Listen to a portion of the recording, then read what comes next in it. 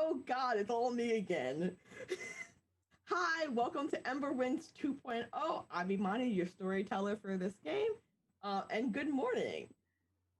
We're going to start off with some introductions from everyone, starting with Vivi. You're going to go first, and then we'll just go around the little circle until everyone says hi and who they are. So hi, I'm Vivi or Vivacia, which you can find me here on Twitch. Today I'm playing Verity. Verity is in Atlanta, and she is an investigator with the Guard, and she's really interested in forensic and digging up, you know, the reasons of why things happen. And yeah, well, that's about it. And Chrissy. Hi, I'm Christy slash Bloodcry, and I'm going to be playing Sorcha Keegan. She's an archivist, and she's just really interested in documenting the shifts in the climate of the cities now that things have gone kind of crazy. She wants to make sure that she's right there, getting all of the information down for history. Clearly, it's for history. Oh, and um, she's an ardent. Arnica? Hey, hi, I'm Arnica, and I will be playing Sharon Clutch. They are a druid who lives down in the shadowiest district of Delspar, and they have their own ideas of what needs to happen next Nice. politically. That's fair. That's valid. The West? Hey everyone, I'm Sweth. I am going to be playing Kira. She is a young and scrappy rogue. She also sort of grew up in the shadowier Geldspar district. Happy, but learning to use what others might throw away, tinkering it into something useful. Cool. And so, like I said, I'm Imani. I am our lovely storyteller in the seat. And just as a reminder to everyone in chat, viewers, you can affect the game should you decide to donate bits, sub to the channel, or make donations. For every 100 bits, you can gift a cast member with a reroll. For every subscription, it's an auto credit to a player of your choosing. And if you want to donate money to Coffee and Coffee or Streamlabs, you can just make stuff happen. Like you can just tell me, hey, we should do this thing.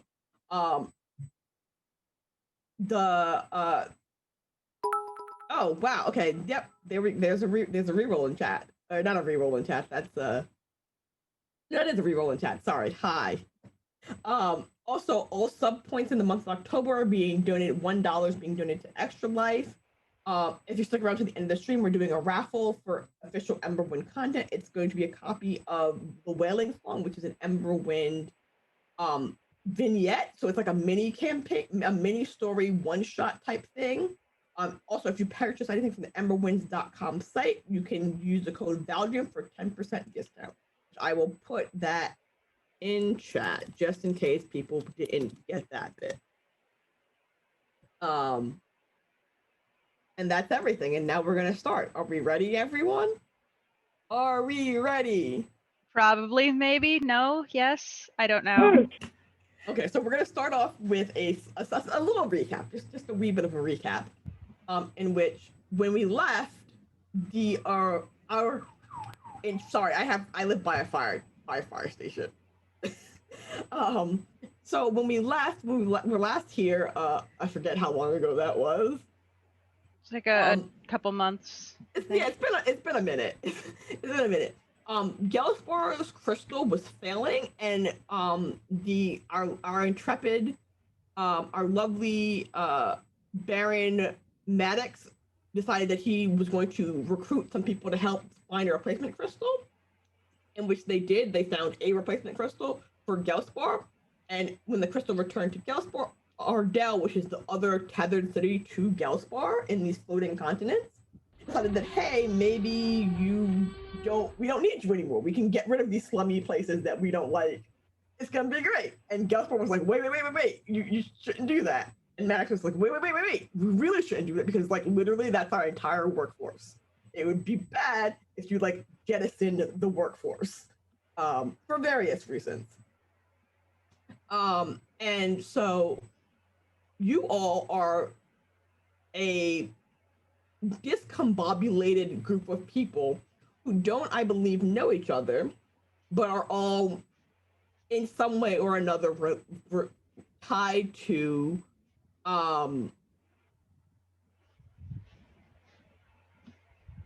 what's happening for various reasons. You all, sorry, let me rephrase that. You all have an investment in what's happening because of various reasons. It may just be just general curiosity to political scheming to, hey, I'm just here to take notes and make sure this is recorded for history. There are reasons. So, who would like to be introduced first? You have to tell us where you are.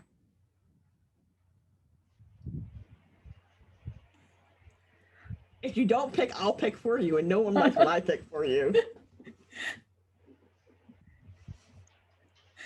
Verity, you're up. Where are you?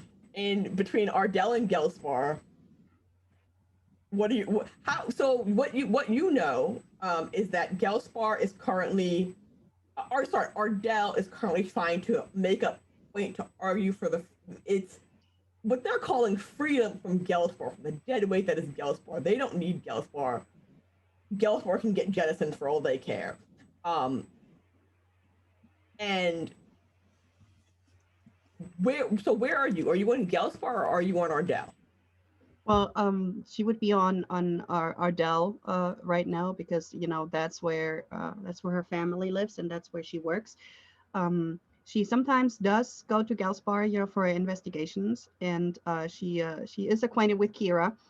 Try to put her on a better path, because she realizes the potential that's there, but she knows Kira is pretty headstrong, so she's just been like nudging a little. It's okay. We'll make it work. Everyone will get on the straight and narrow. Well, at least so that I don't have to arrest her on some point, right? Valid. So so you work for, I believe, the city guards, correct? Yes, she's not actually a guard member, yes. but she's an investigator. So that is kind of like a contractor, I would say. I mean, like you work in the same building, but you have like different. Yeah. She has a fancy badge and everything, but she's not the normal guard. Yes.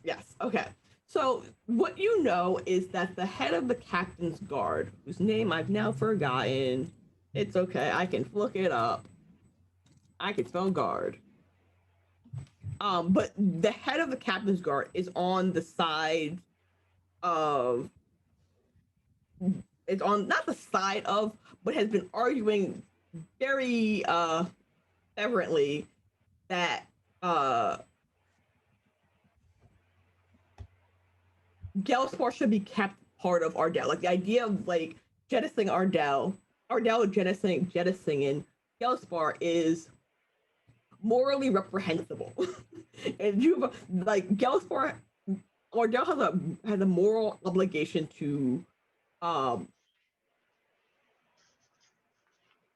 has a moral obligation to Gelspar, and Gelspar has a moral obligation to Ardell. Like they're intertwined in a way, and it's causing some not dissent. There's been some rumblings within the ranks of the guards because they're like, oh, if we get rid of all the crime-ridden areas, we'll have less work to do. It'll be great. Why are you arguing? Like this is a great idea. What are you talking about? This would be amazing. And it's just like, no. If you jettison all the Gelspar, all of Gelspar, nothing, what's the word for it? Society would collapse because of lack of employment, and bad things would just pop up in new places. You can't get rid of, like, that's not how that works. That's just not how that works. And so within your office, you've been hearing, like, not necessarily in your office, but like around the office, you've been hearing like rumbles and rumors and like people talking and like trying to like feel out where everyone else is at in this sort of thing.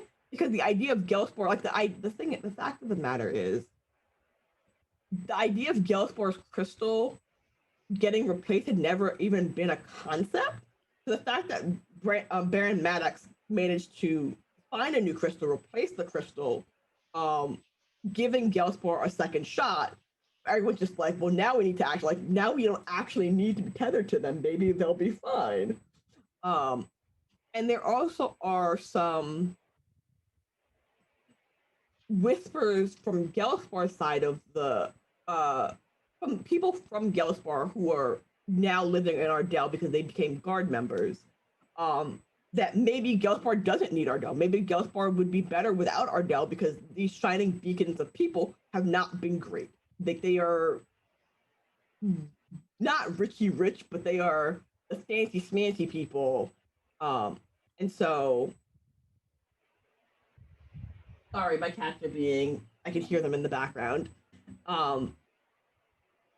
Maybe Gellspore, maybe it'd be better for Gellspore. Like that's the thing. Like Ardell's not doing it out of any sort of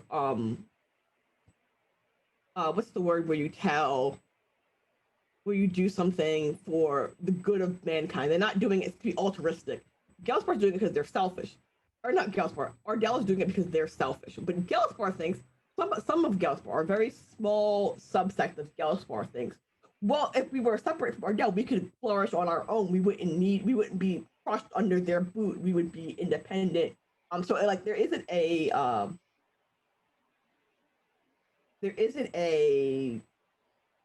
set in stone right or wrong answer for what they should do. It's all kind of convoluted and complicated.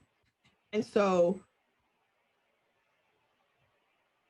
I'm going to say, visit your friend Kira, who is in Gellspore, because in everything that's been going on, I'm going to assume, and you can correct me if I'm wrong, that you have not taken a side. Well, she does have the Streamcat. Streamcat. Hi, Streamcat. That is Timmy. That she believes in that moral obligation, but she has not made her opinion voiced, so that she can investigate and listen, yes. So that people will not shut up around her because they know she doesn't agree with them. But yeah, she does not believe in just abandoning people. Yes. And because of that, because part of the thing that I want to say that you're going to be investigating is, so the fact that Gellspore's crystal failed or was failing was mostly due to people chipping away bits and pieces of it over the years. Like, because the crystal the power of the crystal can like warm a house. It could, like, the crystal is a light source, is a power source. So people who didn't have things were chipping away at Gellspore's crystal. But you had like vague suspicions, or like there's been vague suspicions for years that people from Ardell have also been chipping away at Gellspore's crystal. Rather than take from their own crystal, they just go, well, we'll just take from Gellspore because they don't, like, their crystal's already busted anyway. They won't notice. Like, what's one more piece in the grand scheme of things? And so Baron Maddox has not come to you, but you've heard rumors that he's been on top of looking for a new crystal, and since he's found a new crystal, he's also been trying to investigate to make sure this doesn't happen again. He doesn't want, like, the idea that he would have found a new crystal and then like 10 years, 20 years down the line, the exact same thing happens again, defeats the purpose of what he's done. Like, he doesn't want that. Because he has grand political plans, and if Gellspore falls, his plans fall as well, and that'd be bad. He doesn't like that plan. And so this, I want to say, has piqued your interest. Piqued your interest. That word that starts with a P that has a K in it, or QUIE in it. It's peaked. It's peaked. Okay, piqued your interest. And you are, in a way, poking your nose in something that doesn't necessarily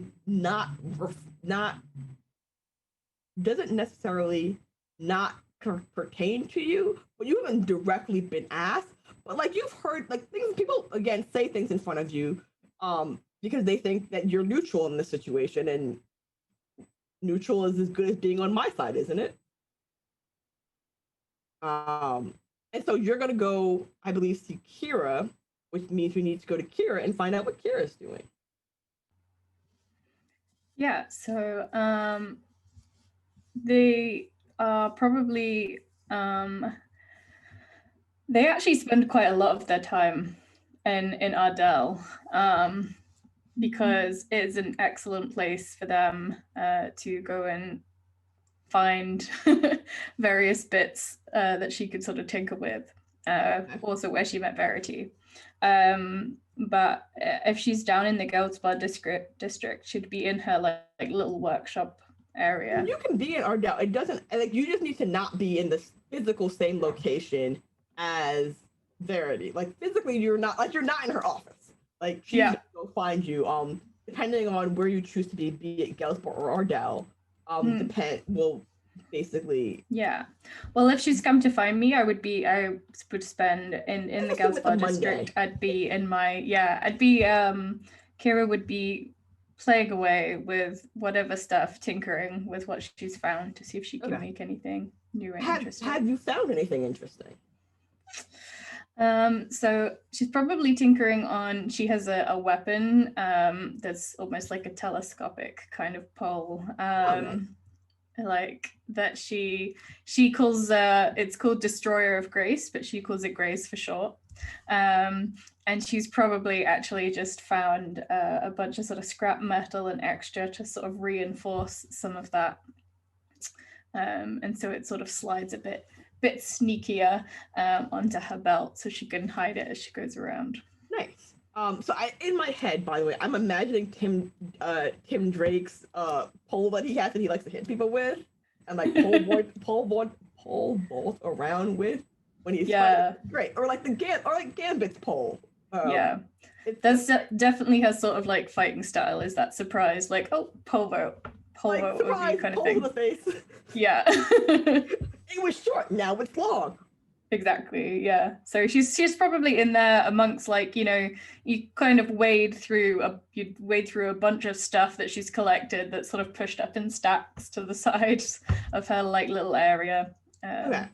And so having, as a person who's from Geldspar, even though you spend a lot of time in Ardell, one of the things that you know is that the Geldspar crystal, yes, people regularly go to the Starlight Commons, go to like in the cover of night when no one's watching, or they bribe the guards to like look away while they take bits and pieces. You yourself have not taken a bit of the crystal because you recognize, not you recognize, but you haven't needed the crystal. Like you can afford other means of powering your stuff. But that hasn't stopped you from people people paying you in crystal. Like it hasn't stopped people from paying you in crystal, but it has stopped you from personally going out and breaking the crystal yourself. Yeah. And so one of the things that has happened since the new crystals come in is people have been in looking for repairs and trading things with you. They have been trading you what you can tell to be the old crystal. Like it's not like the new crystal is like really shiny, really bright, really beautiful. It's like it's not brand spanking new, but it's pretty new, and you can tell the new crystal from the old crystal. Basically, is the important part. Yeah. So people have been trying to like get rid of in like large quantities old crystal. Like they're like, oh shit, because if they find out I have old crystal, they can now tell like it'd be bad. It would be bad. Also, basically people are trying to get rid of the contraband. Yeah. And since you fix and make things, they're like, hey, do you want this? Yeah, I think I normally trade quite often in whatever kind of underground stuff is passing through. Slightly less now since I've met Verity, who's sort of trying to lead me into more lawful means of getting things. But it's definitely a system I know. Yes. And because of that, you have not a large stockpile, but you have a stockpile of crystal bits. And one of the things you know about the crystal bits is, they like each other, I guess is the only way to describe it. If you put enough of them together, they will form into their own little crystal. Okay.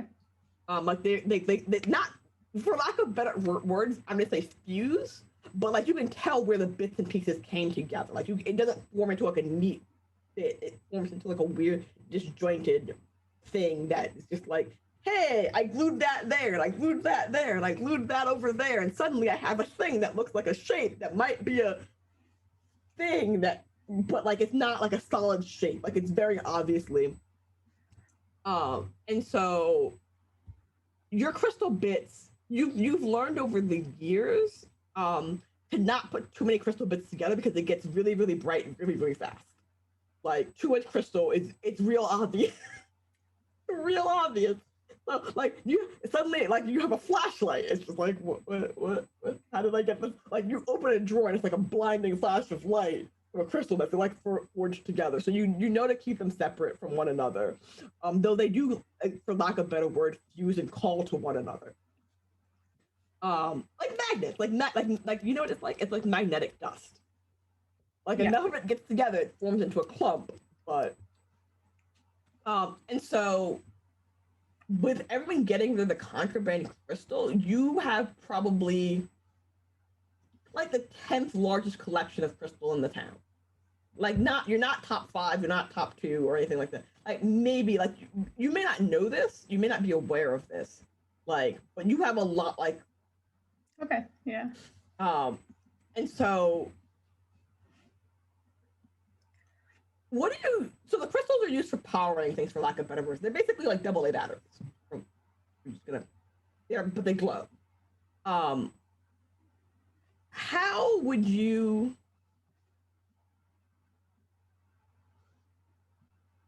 what would you say that you think Kira's using them for? Like imagine like they're about as good as AA batteries. Yeah.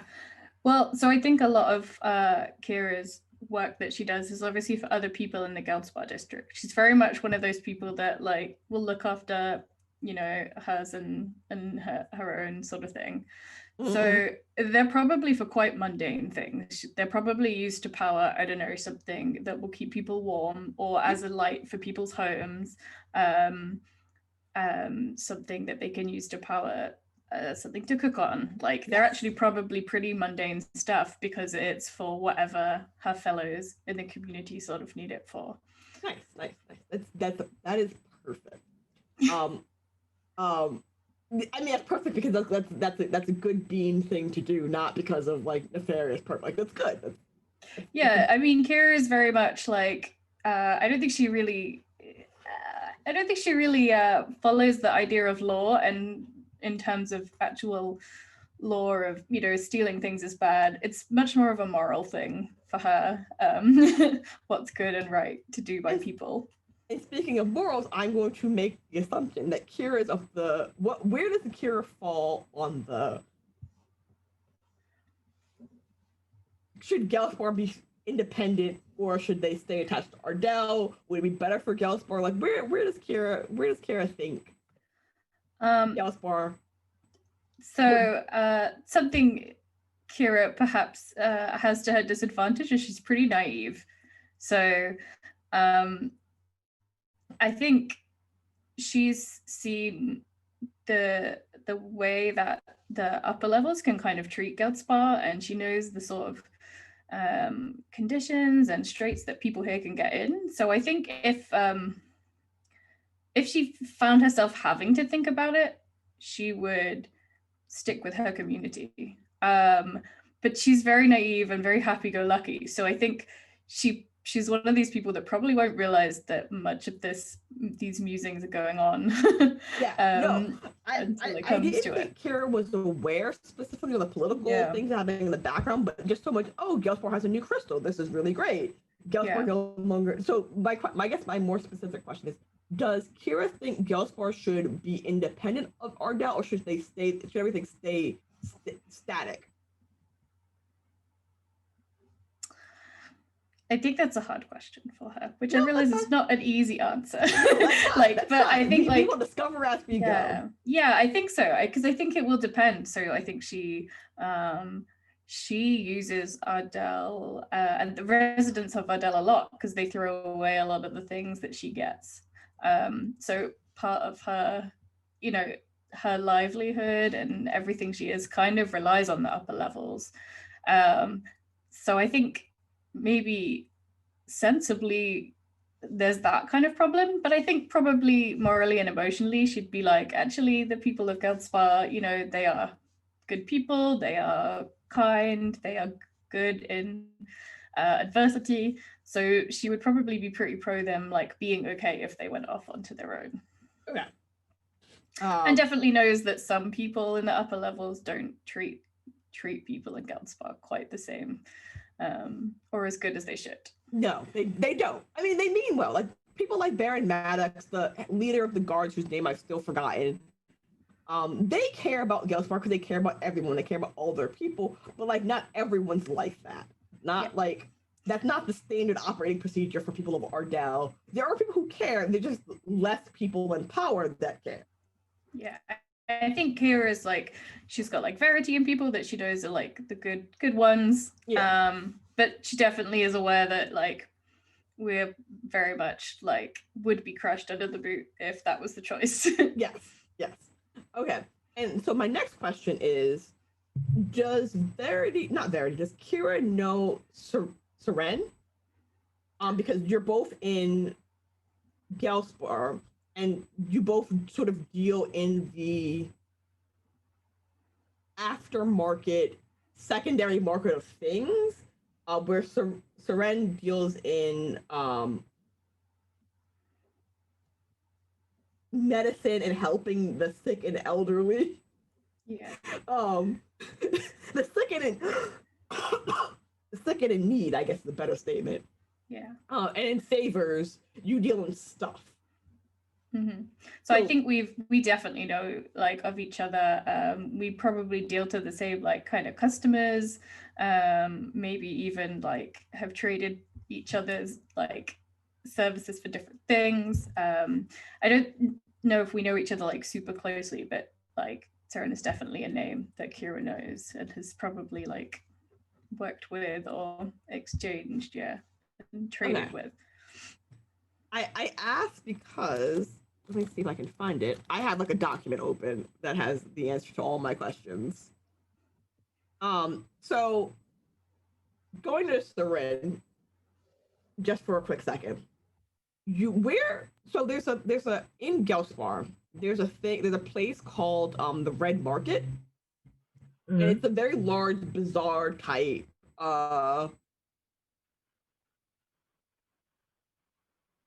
marketplace.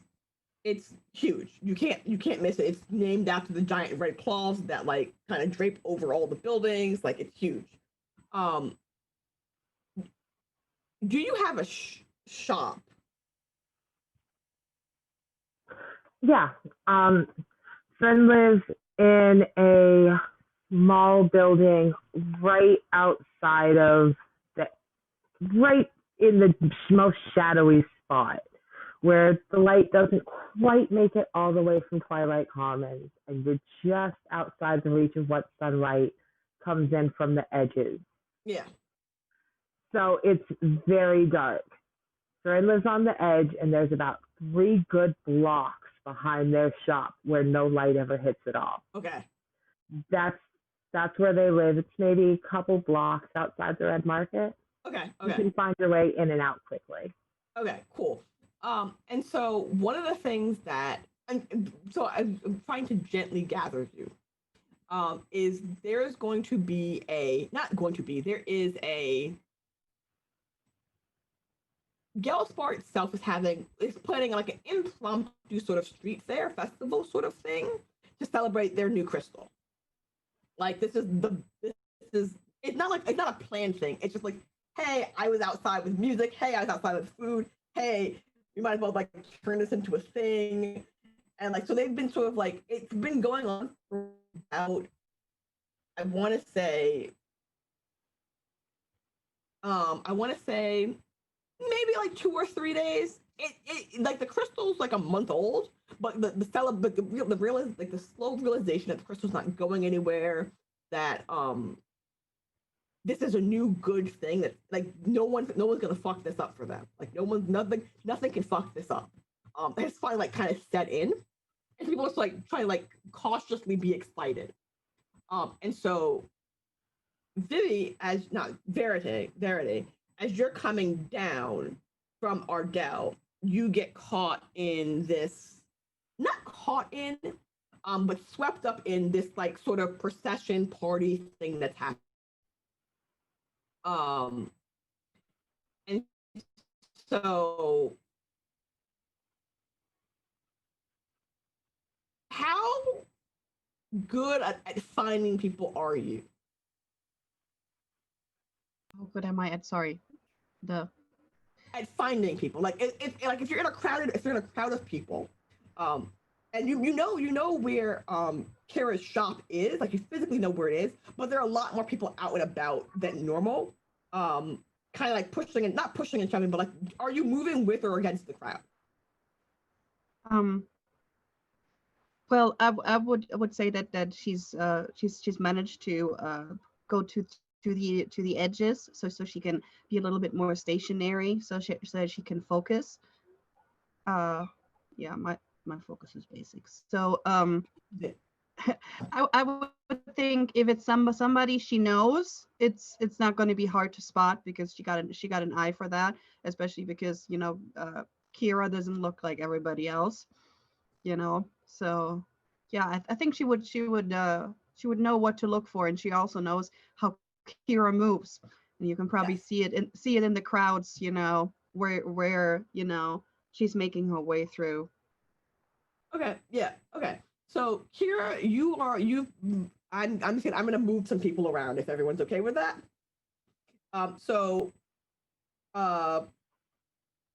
Corinne, would you have left your shop, left the little alcove area that you were in for this sort of procession, like out of curiosity? Like, is there any reason that you would have left, like, to come see this? Oh, about half a dozen reasons. Is there good liquor out there? Are my favorite little fools about to fall down and get hurt? Yeah. Do I think someone's going to need stitches before the end of the night? Is that lady 3 streets down about to have her baby? Several reasons to be out. Great. So you're like kind of doing your thing as you go through the crowd, like just checking in with people and making sure everyone's okay. Just what's the word for it? Meandering. You're meandering. Kira, you've been not called out, but you've been not summoned either. English is such a weird language. It has so many words that mean the same thing that aren't the word I'm looking for. Where you like the noise has the ruckus, the noise, the people, the party has like drawn you out of your home, out into the street, because hey, interesting things are happening.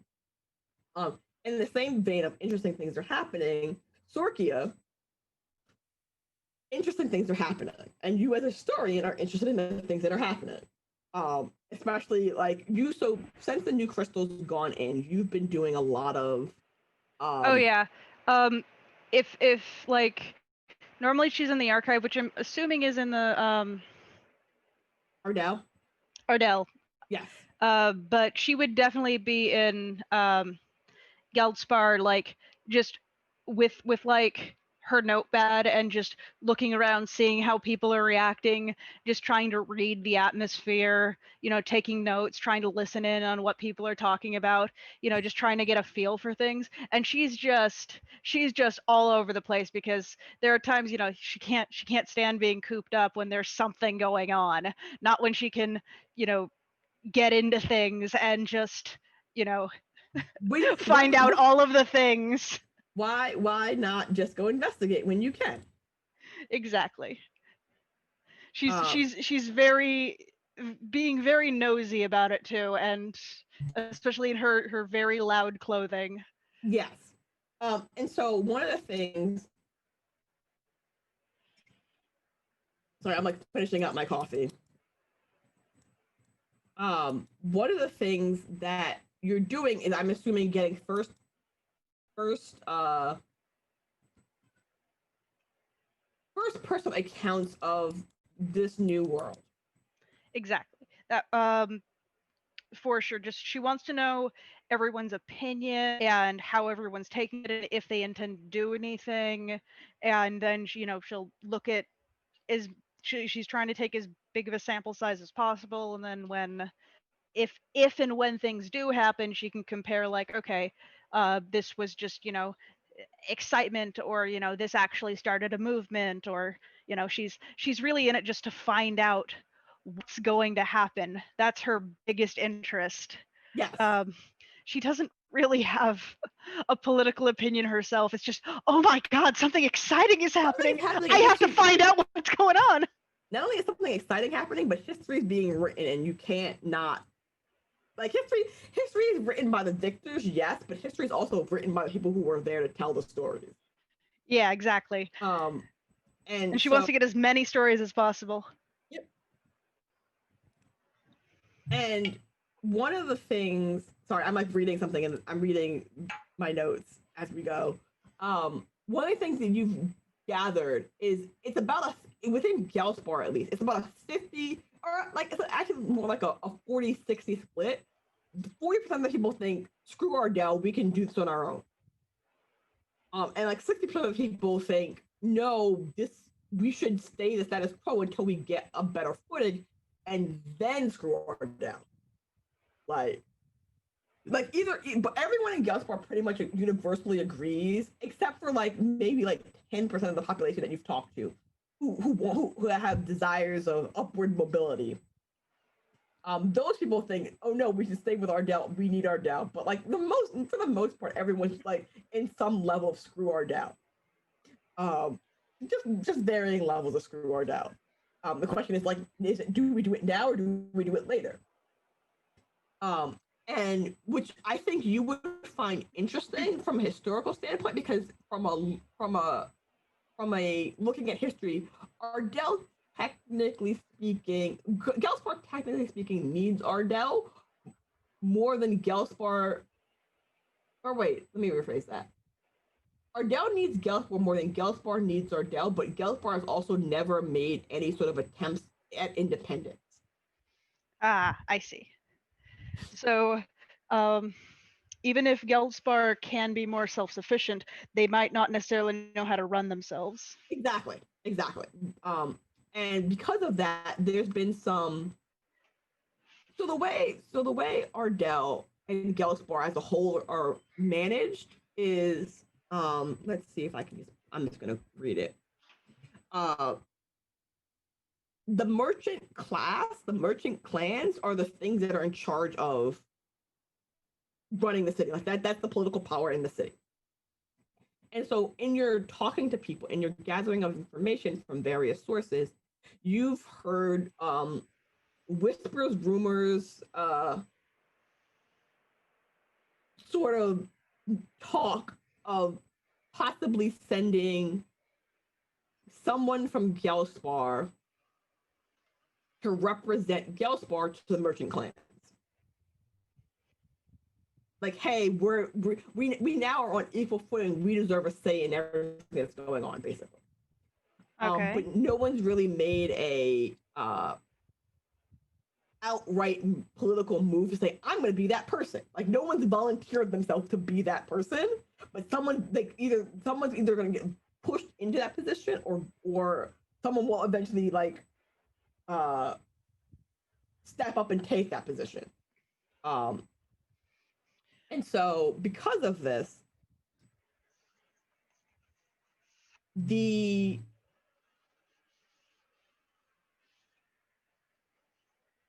because you're from Ardell and you've been taking notes, and like I'm assuming you're going back and forth from Gelspar to Ardell like every day, basically, correct? Oh, absolutely. So sorry, excuse me. Would you say you keep your notes in a secure place? Yes, absolutely. Okay. Secondary question. So Baron Maddox is one of the merchant families, and he's also the reason that Galespor has this new crystal. You know from being in the archives, from just like being in charge of like keeping records of things, like not necessarily having ever met the man, but like knowing of his family records, and like knowing of the history of Axia. He is a uh, he's worked really, really hard to do great things. But like that saying, terrible things, but great things. He's more on the great things side of the terrible things. Like he's not necessarily done anything bad, but like there's some he's some shady history. Not shady, not necessarily shady. It's more like he's pissed some people off. He's pissed some shady people off with his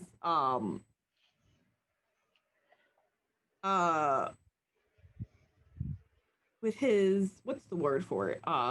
With his Machiavellian plotting. I don't know, that's not the word I was looking for, but that's the word I'm going to use. I know what you mean. Yeah, like his plotting and his scheming has made some people unhappy. So he's going to one day, actually the day of this festival happening, before you left, you will be shocked and not shocked or surprised. You'll be surprised to find him waiting outside of your office. It's him, and like two of his guards, but they're like kind of standing off in a distance, like they don't really they don't see you as a threat. Like they're not guarding you from you. They're just, that's their job, so they like follow him around. And when you're leaving to go down to Galespar, he's going to like flag you over. And I guess my question is, do you respond to his blatant flagging? Oh, absolutely. She wants to know everything. Okay. And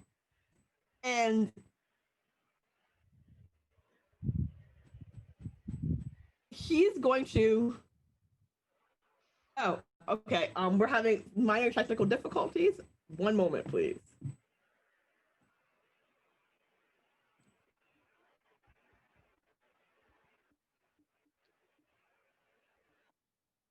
Oh, okay.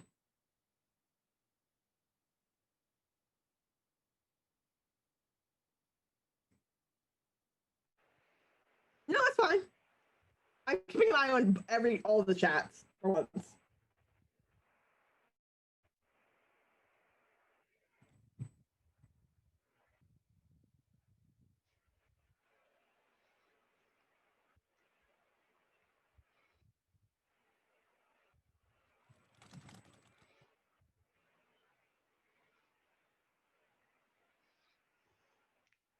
Okay, cool. Wait, is it gonna let me? Is it gonna? Okay, it's playing commercial. Okay, so his name. So you know that his name is Baron Kendrick Maddox. That's who he is. And he has been working fervently. That's the word I couldn't remember earlier. To solidify his power base. And so when you see him, what would you describe you besides wanting to know everything, or those your only feelings? She basically pulls out like a fresh notepad and just like has it at the ready. Not like pencil on paper shoved in his face, but like clearly she's going to start writing stuff down. She's trying to be at least a little candid about it and completely failing. And just like, yes, can I help you? Yes. I've heard. So he's gonna say to you that he's heard good things about you. He's heard good. He knows that you're a good archivist, a good researcher, a good. I want to use the word journalist, but I know it's not what you are. I mean, she certainly acts like one. She's She's just as nosy. He's like he needs to know, if you don't mind, if you would not mind. He knows that Galespar is considering sending a representative from Galespar to the Merchant Council, to the Council of Nobles, to represent themselves for the first time in like all of Axia's history. And Sort of just furiously taking notes. he wants to know if you don't mind investigating this further to find out a name and let this person know that Baron Maddox is on their side. Like he wants you to be his in between intermediary, because you are as far as anyone who knows you is involved is inclined to believe an actual neutral source in this situation. Like you have no horse in this race. You are 100% definitely neutral because you only care about writing down history. She'll nod and say, yeah. If it comes up and I meet the person, I can tell them that. I can't guarantee that something will come of it, but I can definitely deliver the information. He's gonna be like, I need you to be a bit more proactive in finding this person. Like I can assure you I am certainly looking. I am certainly looking. Anything that you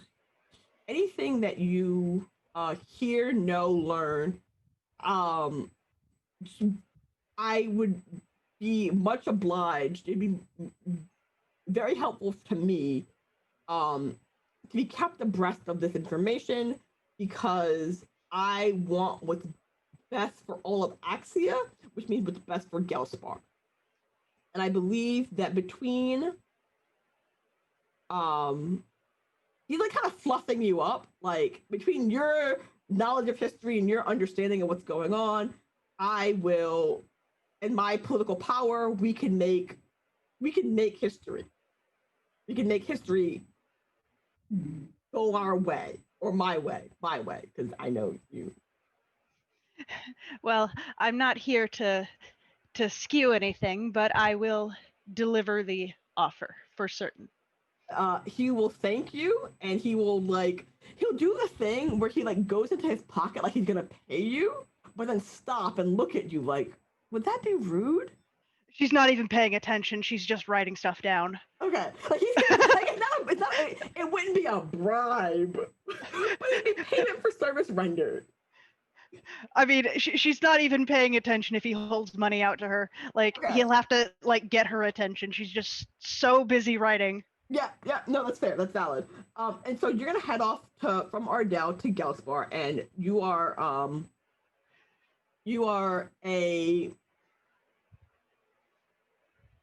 immediately accosted. That's the word I couldn't think of earlier. By like the sights and sounds and smells and the general, just not raucous, but like exuberance of Gelspar, as they all kind of like slowly but surely throughout the day they've been pouring out. And one of the things that you'll notice is, Arnica, describe your character. All right. Okay, Saren is large. They are 6'1" and fairly heavily built. People move when they come through, not just because they're quick and willing to move you, but because they're often lost in their own thoughts. So you have to move out of Saren's way, or Saren will just walk through you. At the moment, Saren is busy because they're thinking about 2 deliveries that they have to make, one for a hangover from last night, one for a hangover they know will be happening tomorrow. And they have to check on the pregnant woman 3 streets down. She was due to have her baby 2 days ago. Baby hasn't arrived yet. Yeah. And so as you're caught up in your thoughts, and as Sorkia is caught up in their writing, you will into one another. I Assorta probably falls down. She leans on her staff normally. She has a weak leg. It's not so bad. She can't like walk, but she puts a little weight on her staff, and if she's not doing that, she's a little off balance. So she just walks right in and falls on her butt. So you crashed into one another. Okay. Saren looks down and is utterly surprised because this is not someone who lives here. These clothes are ridiculous. They're so bright and they're Sorry, cute. hold on. But Yeah.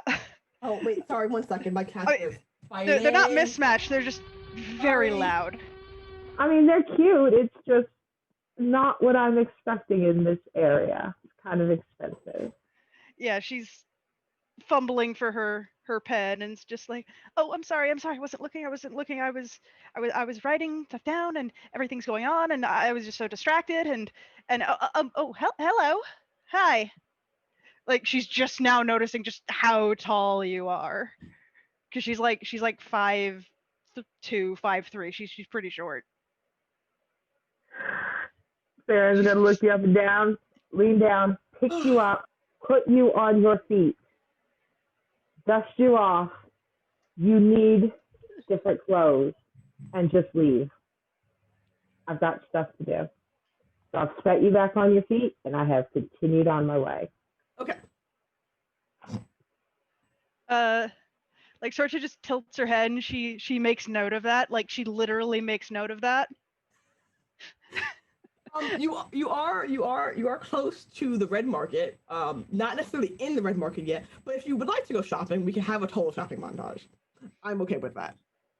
I mean, she'll look down at herself and think like, maybe I can get different opinions if I'm dressed differently. Because she's like interviewed the guards and a lot of just random people, and she clearly doesn't look like she's from the area, and she's like, maybe I'll get different responses if I'm dressed differently. And so yeah, she'll go and do her best to dress down. It's still a little unusual, but it's not going to be out of the question. Okay. Like cool. Like the clothes are obviously very new. Yes. But it's not. She's not wearing like clean white and bright green with a red cape like she normally is. It's like her clothes don't have obvious gold trim. Yes. No brightly colored feathered earrings or anything. Like that's none of that. Just she's normally dressed for the first time in forever. Okay. And so while you're doing your not necessarily. And I mean she'll grab just like a normal staff too, and like she'll maybe like find a place to put her glitzy one, or just take some of the glitz off of it. That's fine. I mean, to be fair, the glitzy weapon staff wouldn't stand out necessarily that much. But the clothing would definitely stand out more than anything.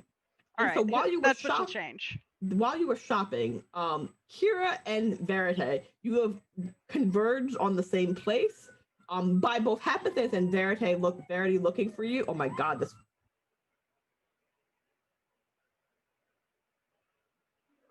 I live by a fire station. It's 90-something degrees in California in October. Things are on fire. I mean, it's California. Things are always on fire here. It's true.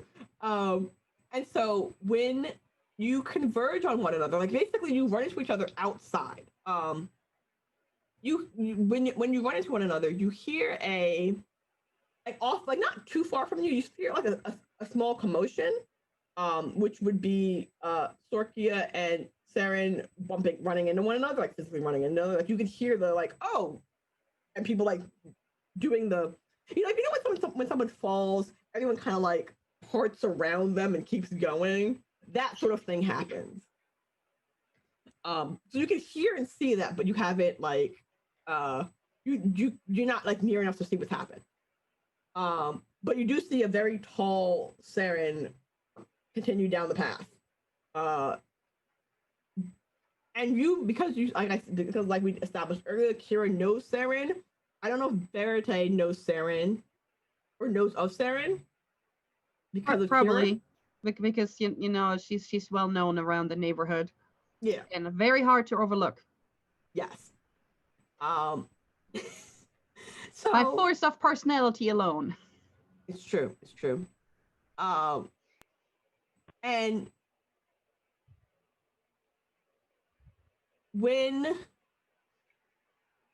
you meet up, how would your interact your initial not initial meeting but initial interaction after like you've seen each other since the crystal's been gone, but this is the first time you've seen each other since people have been positively sure that nothing bad is going to happen because of this crystal. So I think Kira is sort of so Kira's loving being out in the atmosphere of everything. She's, her wild kind of red hair is flowing around. She is shaking hands and saying hello to like the seemingly hundreds of people that she knows in the neighborhood around here. And when she sees Verity, she probably like runs and will just give her a hug and just be like, Verity, it's so good to see you. What are you doing out my way? Well, little one, checking on you, checking on everybody. Well, and a little bit of work like always. So, how have you been doing? Found anything interesting lately? Her eyes get like really wide and she's like, always, I've been making some modifications to Grace and she's gonna be great. And then you see Kira sort of like looks to the side as, in the distance we see Saren and people bump into each other. I think Kira will be like, hang on, isn't that your archive friend? She should probably put her purse a little bit further into her pockets if she's going to be wandering around here. Well, she will write about that then too. She will learn. She will learn. But I'm quite not. Well, I guess she would want to write down what happens here. Else, I'm not quite sure what she's looking for. Well, there's a lot of stuff going on. She should just join the party, as should you. You work too hard. Oh, work is fun. So, tell me, what's going on? You said there's a lot going on. Catch me up, because, she always gets, this is where she gets her gossip from, and some of her little leads. Yeah. So I think Kira will sort of quieten down a bit and be like, well, mainly everyone's pretty excited about the new crystal. There's been quite a few people trying to get rid of their old pieces, which, it makes sense. But other than that, I don't know. Everyone in the neighborhood it's pretty exciting, I guess, to have this new one here and working. Kind of, the people around here need it. They deserve it. They do. Has everyone tried getting rid of crystals that wasn't quite from here? Not that I've noticed, but I'd have to have a look at the stuff back at my shop. I was just wondering if all the people who wanted to get rid of, were from Gelspar, or if, somebody else was maybe... They are not all from Gelspar. Yeah, most of them are from the Gelspar. people. Yeah. Oh, yeah. Definitely had people from Ardell. They like to pretend that they don't know what's going on down here, but sometimes they need us, and they are just the same in trading with those pieces of energy and light.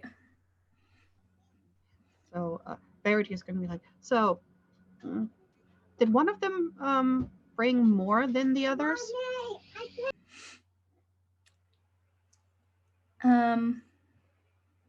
Is that something I would have noticed? Like, did anyone sort of drop off a surprisingly large number, or a surprisingly large number of people that you wouldn't expect to have crystals had crystals.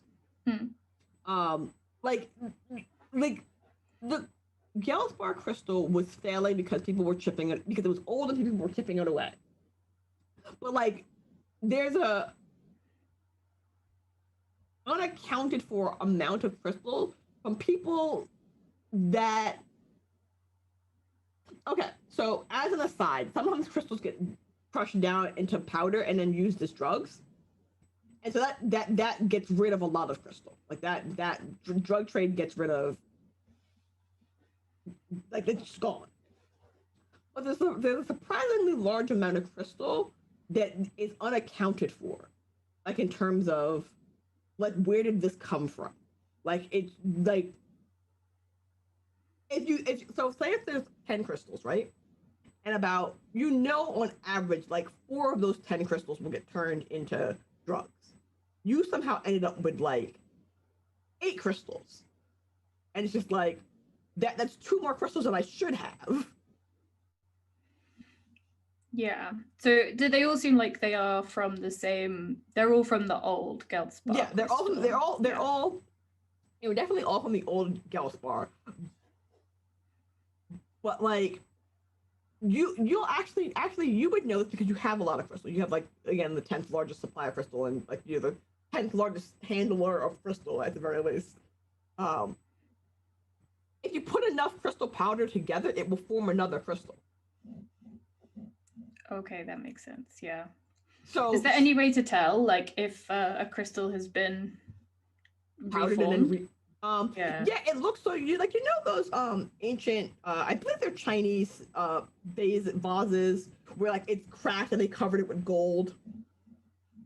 It's sort of like that, where you can tell where like the seam, like you can see the seams. If powder crystal gets turned into solid crystal, however, it looks like a giant ball of gold because it's tiny little pieces, but like crystal colored, not gold, for lack of better description. And Saren also because you're the local doctor, because you're the local person who does medicine, you also are used to seeing people who have been not overdosed, but have taken what's it called? What is Pixie? It's called Pixie because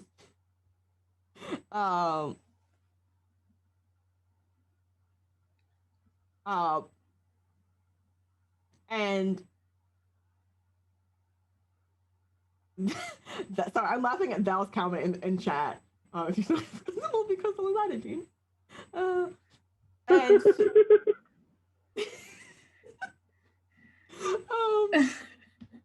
so when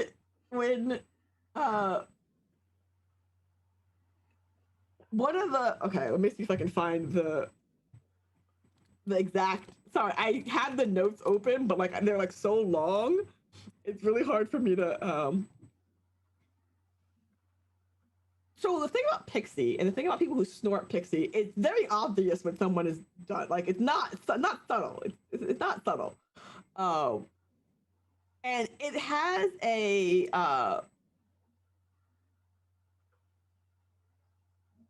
it has like a euphoric effect.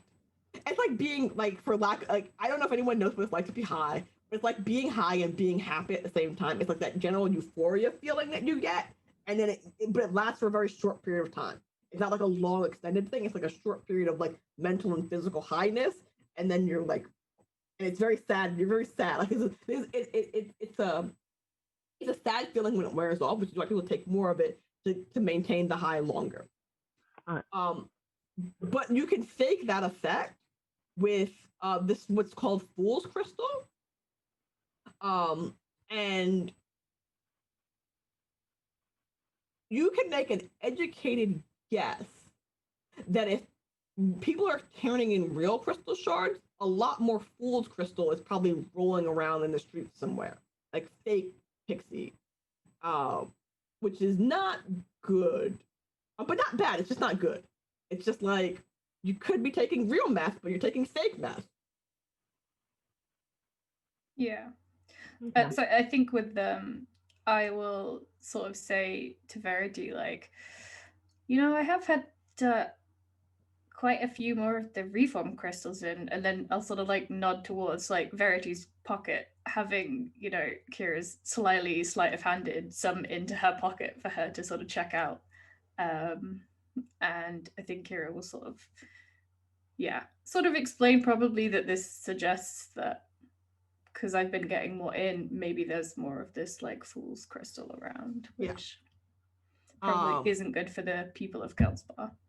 And it isn't. It isn't, and it's like it's one of those. I'm trying to figure out if you would know this or not. Would it be that the fool's crystal is less clean? Yeah, pretty much. It's like a. it's like a diluted version of the original. And so I'm trying to figure out who would know this because one of you should know this. Actually, Sorkia, you would know this because you've talked to people and you've seen people and you've been wandering around. And possibly, actually, Saren would also know this because you're the doctor. You're a doctor. With all of the with all of the with the lessening of real crystal pixie being passed around, people are acting a little off.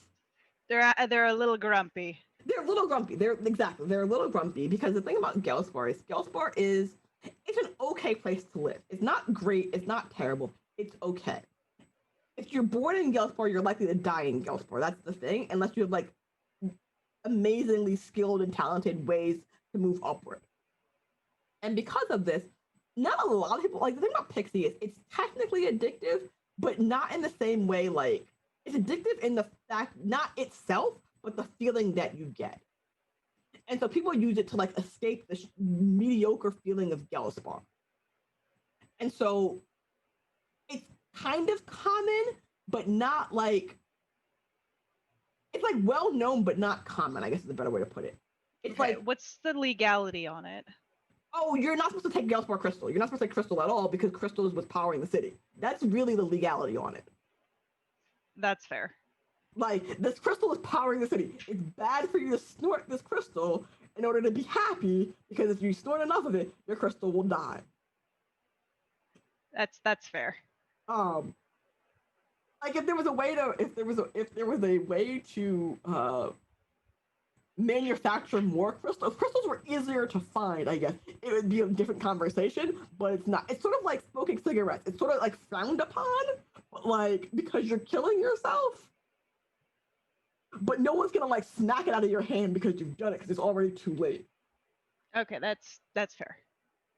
And so both of you will notice, Saren, from a medical point of view, people are like more grumpy, less crystal, less pixies being given out, like being found places. You're dealing with less people having pixie like trashes type deal. But this is leading to a sort of what's the word where you sort of depression. It's sort of leading to a sort of like people like the people are currently happy because the new crystal is here. They're happy because the new crystal means they don't need to be tied to Ardell and they can theoretically be independent and all that jazz. But like that's like the I bought something new and I'm happy stage of depression. And eventually it'll wear off. And for some people who don't have pixie, it's wearing off in a weird sort of bad. It's poor timing. It's a lot of poor timing. Is basically what's happening. Right. But everyone's excited because of the new crystal, the new power source. Like, hey, maybe our lives won't be as shitty. And we won't need to do as much pixie. It'll be better. So you're both aware of that. And so, Saren, as you're are you heading towards the hangover people first or the pregnant woman first? I'm heading towards the hangover people first. Okay. Both of these people are people that you know of who don't necessarily deal in pixie, but they know people who know people. Okay. Like they're a friend of a friend, a cousin of a cousin type deal. They get their kicks doing other things, but they're not like again, it's like cigarettes. Everyone knows someone who smokes, but even if you don't do it yourself. And so when you get to the person who's currently hungover, they're being taken care of by, I'm gonna say another male friend, like doing the make sure you don't choke on your own vomit thing. Like, I'm a good friend. I'm gonna like keep rolling you over type deal. and like I'm not gonna let you go call your ex-girlfriend type I'm a good friend thing. The friend that's with them is going to ask you if you have, like, as you're treating this patient, making sure that they're not going to die from this hangover, that their liver is still intact, or as intact as it can be. If you know anyone who can do something about like this shitty way they feel that isn't like because like they're drinking too much, like they're partying a little too hard. Like you have any anything that can uplift their spirits that doesn't involve deteriorating their liver. Okay, so Saren stops and looks around the room, and it is a wreck. Nothing's been cleaned in days. The food is starting to smell over in the cooking corner. And there are signs that Pixie has been done in slightly larger quantities than is normal or is good for you and has come down fast. Whatever was in the house is visibly dirty. You can tell by how bad a reaction my supposed hangover is suffering through, because this is visibly more than a hangover. You, friend, mixed your pixie in your liquor and took it in shots, and I can tell that's what you've done. You, my fine wee fuckwit, are going to drink this and vomit for the next 3 hours. You're going to have a terrible day. And whichever idiot has given you this is now going to hand it to me so that I can see what's wrong with it.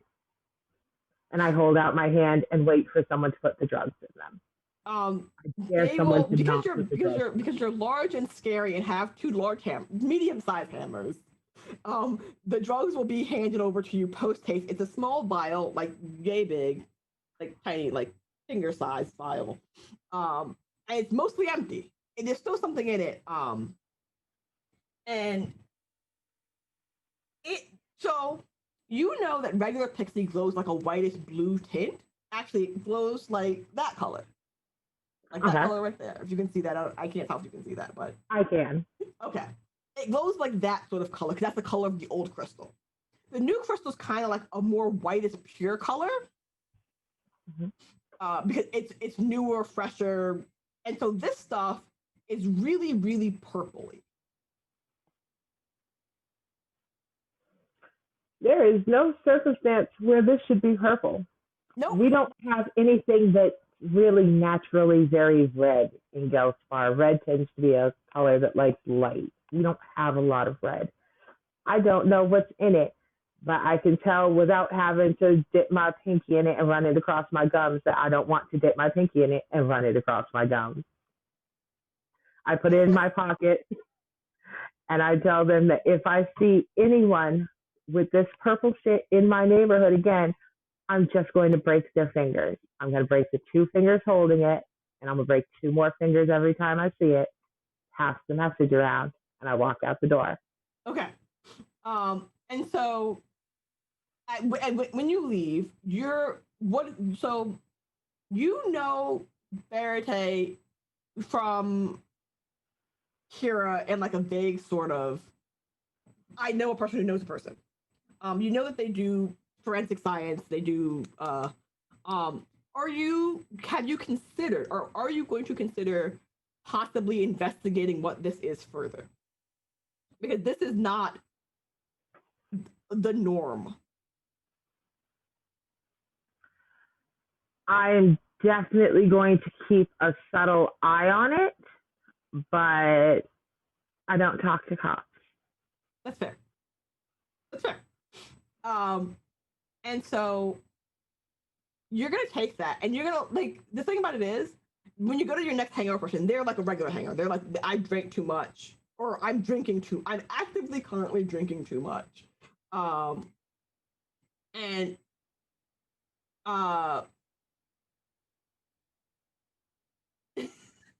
Sarah is not a fan of positive reinforcement. It's true. I need, or not I need, I would like, for the sake of narrative, Kira, your next door neighbor's pregnant. For the sake of narrative, your next door neighbor is pregnant. Your next door neighbor is this nice young woman who has a perfectly okay boyfriend, kind of useless but well-meaning, tries his best, tries to support his family. They're excited about this new baby, but the baby is late. And you've been like tinkering in their house to like make their house like baby-proof recently. And so one of the things that you're gonna tell Verity is about your because not because you're excited, but because this is a new person in your neighborhood. Like, hey, they're having a baby. And so you're sort of like, the thing about it is you're sort of near where you live. So when you see Saren come back your way, heading towards your house, she seems a little what's the word for it? How would you describe your current disposition? I am coldly unimpressed. They are coldly unimpressed. And they're kind of like stalking single-mindedly towards your building, where you stay at the very least. I'm saying your building like it's an apartment building, but like where you stay. Do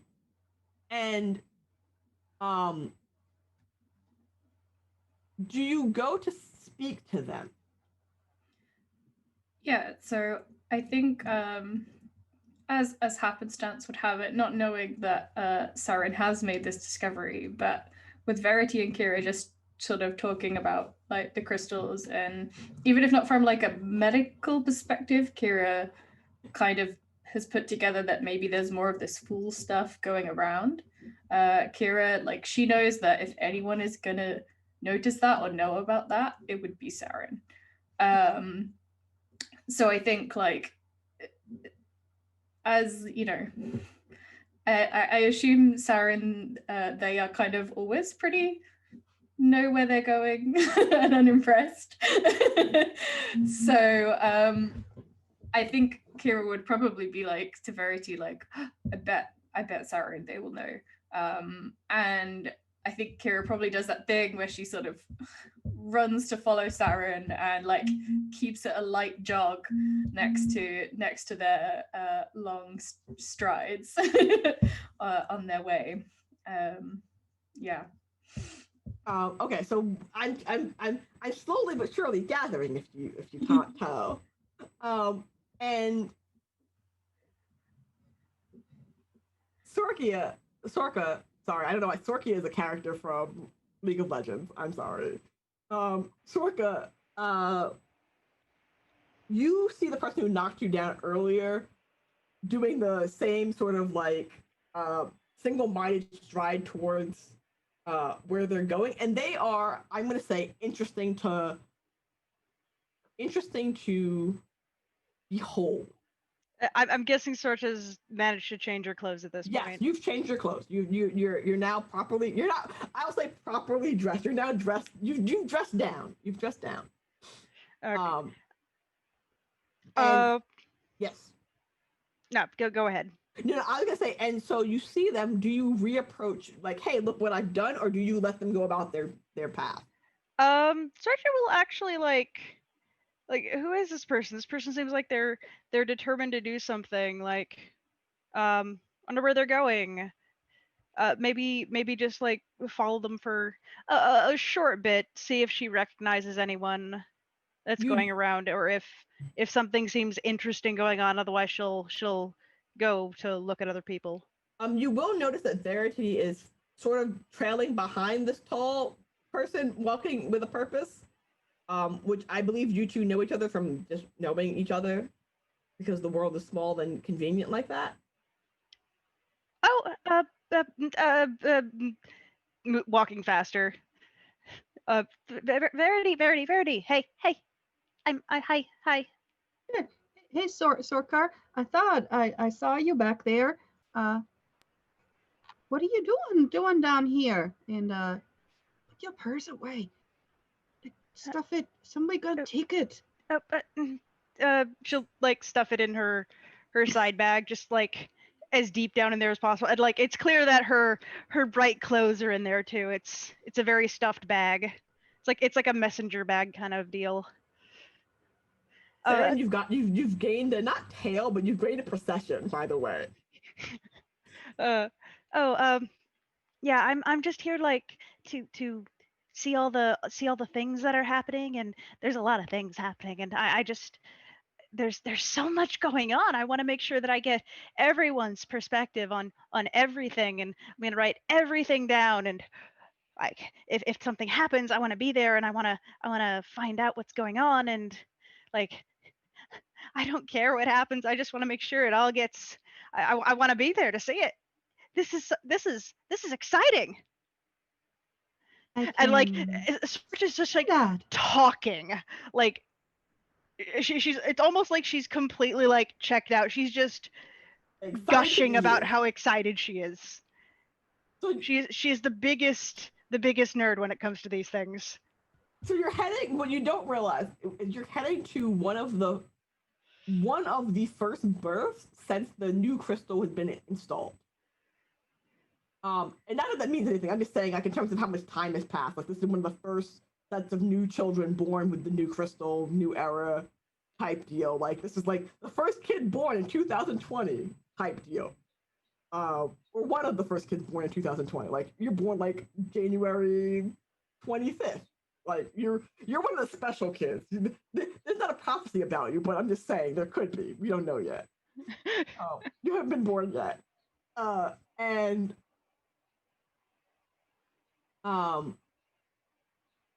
as a note, your neighbor who's pregnant already has a small child, like a small child, like a not a toddler, no, a toddler. We'll say a toddler. I think toddlers are scrappy enough to menace. Toddlers are terrifying. So she wants the hair. Huh? She wants the hair. Oh, yeah, exactly. That's exactly what I need her to do. Okay. So, Saren, you've arrived with your procession at this woman's house. What do you do with your procession? Actually, we're gonna take a break, and then when we come back from our break, we'll tell you. So, hi everyone. We're gonna take a short break so I can get A, more coffee, and B, check on my cats. And everyone can get water, do a bio, all that healthy, good jazz stuff.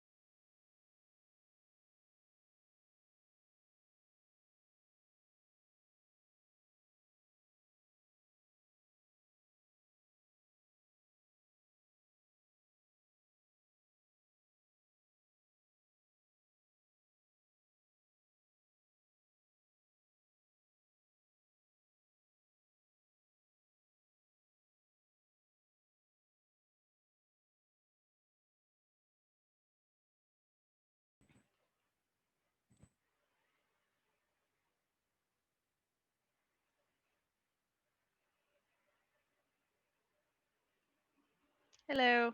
Hi, can't see me everybody. We're waving. back. I have new coffee. And so when we hi. Say, wait, hold on a second. Coffee is a snack essential. So hi, I'm Imani. I'm our storyteller. I'm just gonna do the intros really quick and remember, just a reminder, that viewers in chat, you can donate 100 biddies if you want to give the cast member a reroll. A subscription is an auto crit. If you donate to Coffee or Streamlabs, you can actually give me a suggestion for plot devices and plot things for to happen. Just as an aside, I believe that there's a link to Streamlabs and Coffee in chat if you scroll up a little bit. If not, Val will put it in chat in a second. All sub points in the month of October are being met with a $1 donation to Extra Life by Valdrian. If you stick around to the end of the stream again, there is a giveaway for a copy of the vignette of Wailing Song, which is an Emberwind short story, which you might, fun fact, see a little bit of the plot from Wailing Song in this campaign that we're running. Just putting that out there. I'm kind of mixing and matching bits. All purchases of Emberwind, all purchases made at emberwind.com to buy either a copy of any copies of the products. If you use the code Valdrian, you get a 10% discount. There, I've done my spiel. Congratulate me. It's good. Thank you. Congratulations. Okay, so back. So when we left off, Saren, everyone actually I believe is at Kira's pregnant neighbor's house. For various reasons. Saren being because the lady is pregnant and they're a doctor. And so you have a procession behind you that you didn't have when you started this walk. You recognize all of them in some way, shape, or form. Though why they're following you like little ducklings is a whole other question. It's like Sorcha's like practically tripping over herself every few steps too, just because she's got so much stuff in her hands and she's a little off balance and she's just talking and not paying attention to anything her feet are doing. It's valid. So Saren walks up to the door, knocks twice, and the toddler opens it, and they look down and tell the toddler, "So tell your mommy that I'm here and that I have Kira and I don't know. I have Kira and Kira's two friends behind me. Tell her that we're coming in." I sort of kneel down and I say, "Hey, Scruff, how you doing?" And like ruffle his hair and sort of get a little something out of my pocket that he can play with. Small child giggles and goes, "Hi!" And sort of like he does the thing that small children do, where when they open the door and they see someone that they recognize, they then leave the door open and walk away from the door to go tell you to do the exact thing that you just told them to go do, but loudly from the hallway as opposed to walking inside like a normal human being would do because they're toddlers. Exactly what I'm talking about.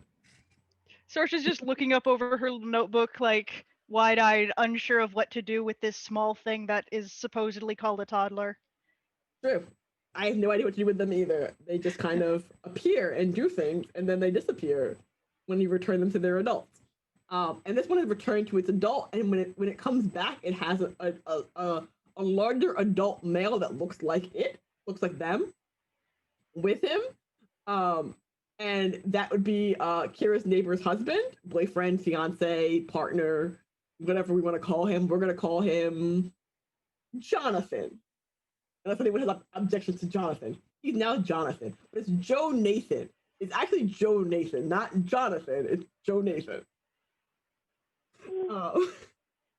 I love this. I love everything about this. And he will be like, "Oh, hi, she's still pregnant. Baby has not arrived. Please send help. She's going to..." Like, the thing about it is, it's one of those things where her water hasn't broken. The baby was supposed to be here 3 days ago. The baby's still obviously moving around. Like, you can, like, you know, like when babies, like, when you're really pregnant and you can, like, see, like, fully formed hand and footprint happening in your stomach. Yeah. Yeah, I know. Baby's still there. Baby's still fine. Baby's just not here yet. Baby's just not here yet. Baby's just looking. I'll come when I'm ready. And so he's just like, please help. He might murder me if it doesn't end soon. Please end it soon. Well, to be fair, Joe, if she murders you, you deserved it. Make tea for these three. I'm going to go check on her. So Saren squeezes by to go do a very quick physical check, which is going to be fine. Yep. Baby's just taking its time, as babies do. He doesn't want to leave a nice, warm, wet place. Why would you want to be ejected from home? I think after Saren has gone in to check, Kira will sort of skip in and be like, "Thanks, Joe." I think I get the impression like this around the neighborhood. It's like pretty common to just like hang out in other people's places and stuff. So it's kind of like it's sort of like one of those shared neighborhoods, not shared neighborhood spaces, but like everyone sort of knows everybody. Yeah. And like you popping in next door wouldn't be odd because hey, you have something that I need. Like not necessarily something that I need, but you have something that I don't have, and we're all willing to share and make it all work. Yeah. It's very exactly. Small commune type. Yeah. We love our neighbors, and the neighbors that we don't love, we drive away with vicious force, and they will never be seen or heard from again. Yeah. In fact, I think Kira probably goes into the kitchen and starts to make tea for everyone. Yeah. Yeah. And so you all will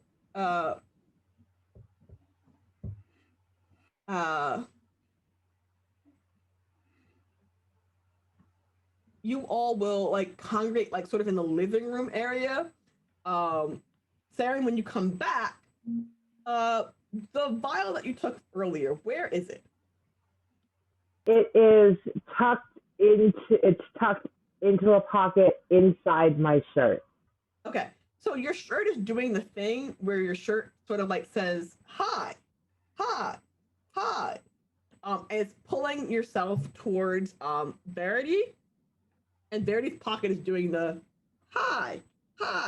And you can't really see what I'm doing. But like so what's happening, and Kira recognizes this because Kira has seen this happen multiple times before in her life. Crystal that knows each other says hi to one another. They do like the weird we wish to become one thing. A little more, and like unless you keep them properly stored, and like properly stored, I mean like in like a lead lined box, they will sort of like be magnetically drawn to one another. Like I said earlier, magnetic dust crystals, blah blah blah. And so the crystal that that Kira slipped in Verity's pocket earlier, and the powdered crystal that you have from the fake pixie, are all from the same crystal. I think as I see this like pulsing between the two of them, I think Kira will probably be like, "Oh, it seems like Saren, you might already know about what I was gonna come chat to you about." Sorcha will lean forward and be like, "Oh, is that a crystal? Is that what that is? Or is that what we're talking about?" Saren comes further into the room, spins the chair around, and sits down backwards and fixes Verity with a very stern look, particularly on the pocket that's jumping in their direction before pulling out the powdered pixie. It's funny because I don't know where this came from. This isn't local. It's purple. Why is it purple? That's a really good question, and I'm wondering if maybe we should ask the cop with the jumpy pocket.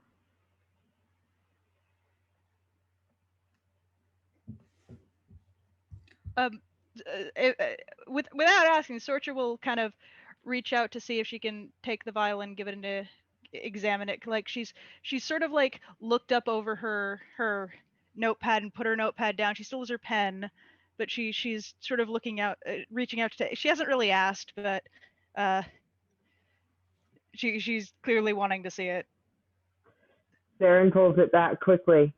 Oh, You look sorry. like you would. You look like you'd hurt yourself with this, sweetheart. Ask for the solid bit. Ask your top friend. They have a solid piece. There it May is. I? So I think Kira is sort of sat cross-legged on the dining chair or whatever it is, and it's sort of like, oh yeah, Verity's got. I've been getting way more of these like reconstructed crystals in my shop. People keep bringing them in. So Verity, your pockets are trying to become one with the pixie dust. Merge, like if you ever see, so imagine, so just as an aside, just to paint a picture. Have you all seen Final Fantasy Advent Children at some point or another? I mean, You yeah. know the reunion, you know the whole we want a reunion with you thing happening? That's what's happening with those crystals. Oh They gosh. wish to reunion, they wish to become one, they wish to go home to mother. Oh no. And so Verity's taking them out of her pocket, and it's just like, and they kind of like they do the thing, so they sort of like do the thing, but like they're like wiggling in your hand, and they kind of like float up and like they float towards the bottle, but like not like in like a wavy like we're like the pulse isn't as strong, the pull isn't as strong, but like we're gonna make it there eventually. We're gonna chug So- our way over there. So are Verities also the weird purple color? So parts of them are the weird purple color. Like they're like mostly like they're mostly the regular bluish white color, but parts of them are the purple color. Like it's a fusion of a bad crystal and a good crystal has been fused together into a single crystal. Like the crystal, so the thing about the crystals, and I don't think any of you know this, but I'm gonna tell you this. Crystal doesn't care about where it came from. It just cares that it used to be part of the same crystal. Okay. So like if you mix good crystal with like fake crystal, so long as the fake crystal was really part of the original crystal, it doesn't really care. Like it doesn't differentiate. Like it's like clone crystal. It's like clone crystal. The clones don't care that they're not the original. They care that we were built from the original. I see.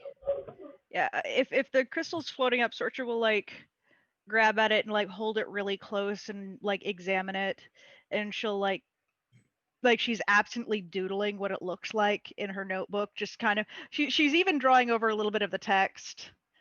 This is a character question. Does she lick it? No, but she will smell it. Okay. It smells like fresh rain and sand. Is that normal? I don't think you've ever smelled a crystal before, so I don't think you know. If she's ever held one before, she's probably smelled it. Has she ever held a no? I don't think you've ever held a crystal before. I think you've seen the big crystals, but I don't think you've ever held like small bits of crystals. Unless, well, that's fair. Maybe the child, like when you were checking like how the batteries in your flashlight work, you might have held the crystal kind of thing. Like, 'cause they're like they're like AA batteries. They're pretty common, but like not. I mean, that makes sense. It's something you run into on a regular basis because they power a lot of things, but at the same time, at least in our Dell, it's more heavily commodified, more heavily. That makes sense. Yeah. Yeah, you know what I mean? Yeah. Gellsport tries, but they are not successful. I don't know. She's an ardent. She is magic. Is there anything? Oh yes, no. Okay, as an ardent, you would have had regular, not with crystal itself. So like, the rain sand smell isn't necessarily not normal, but like it's less potent than normal. I guess the way to describe it. You know, this crystal doesn't. It doesn't seem as strong as it should be. I don't mean that because it's small. I mean like that because it's just not. It's Yeah, it's not as powerful as it should be. Yes, that's a good way to describe it. yeah, it's like it's not as much as it is, but it is as much as it is because it's clearly as much as it is, but it's not as much as it is. Does that make sense? That doesn't make sense. It makes sense. And I mean that was all in character. Like she'll give it back, and she's like filling in the little sketch she has of where the purple bits are and just leaving the non-purple bits just like empty. So is Sarah the leans forward. purple parts only less strong, or is the white parts less strong now too, that it's together with the purple? I don't know. It's I mean it seems like if it's mixed together and it's that size and it's less strong than it is, it would probably be because it's the purple bits that were mixed in with the regular bits, and the purple bits probably aren't as strong. But I don't have any like bits of purple bits to just look at on its own and compare them. That's how you do things. You compare them scientifically. So if Verity ever looked at the big crystals, did the big crystals ever have purple parts? nope. So purple is not. She's going like into her thing like, So the purple parts are not normally in the crystal. So somewhere, either somebody has a big purple crystal, or somebody figured out how to use the strong crystal to turn it into a purple weak crystal. And why? Money. Always money. Probably money. People like money. So Sort yeah, of and taking then notes again. she'll put her crystal back in, like deep in the pocket, tie it nicely so it will not hop off. Mm-hmm. Tether them all together. Oh, look at the cat butt. Moist dream cats. And so, what you've managed as a group with the crystal powder, the purple crystal powder, and the purpley white crystal that you have, is what it implies, what you all can sort of imply from this information is somewhere there's a purple crystal, or the purple crystal is fake. It's one or the other. Saren, you're aware that that fake crystal looks like real crystal. Like you can't tell them apart. So more. I don't know if you tell them. Actually, Saren would know this, and Verity would know this because, for the same medical scientific reasons, fake crystal looks like real crystal. Like that's the whole point of fake crystal, is that it looks like the real crystal. It's indistinguishable from the real crystal. And so Indistinguishable, like just visibly, or like if you were to take it to a lab, or if you had the right magic, you visible. couldn't tell them even. Like at a glance, they look the same, but realistically, they are not the same. Like it's like, do I have a? You can tell the difference if you know what to look for. Yeah, you can tell it. I was looking for an example, but I don't have one handy. But yes, like if you look closer, but people who generally speaking are taking fake pixie crystal, fake crystal pixie, aren't wise enough to know the difference.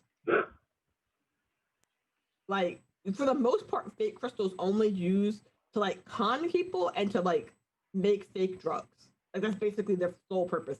It's like, oh yeah, I had this giant piece of crystal. I'm gonna sell it to you for super cheap. Like it's like a knockoff, it's a counterfeit crystal. It's like buying a fake Gucci bag. Like if you know where to look for, you can totally tell that it's fake. But for the most part, you can't tell.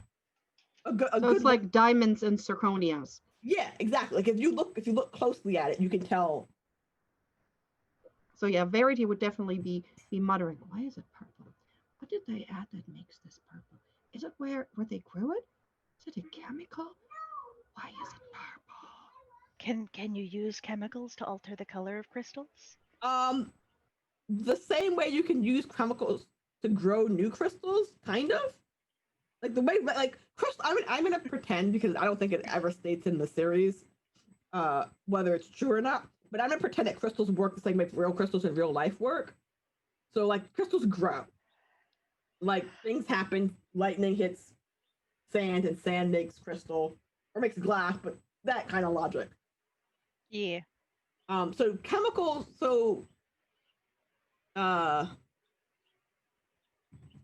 yes, you can add chemicals to make them different colors, but like that would have to be at the like base level of creation. And that's like uh what's the word for it? That's like next level magic. Crystal creation. Like that's not everyday street drug maker use magic knockoff from wherever you get your knockoffs from. Would Sorcha know that? Like you can the actually making crystal is next level magic? You would know that it's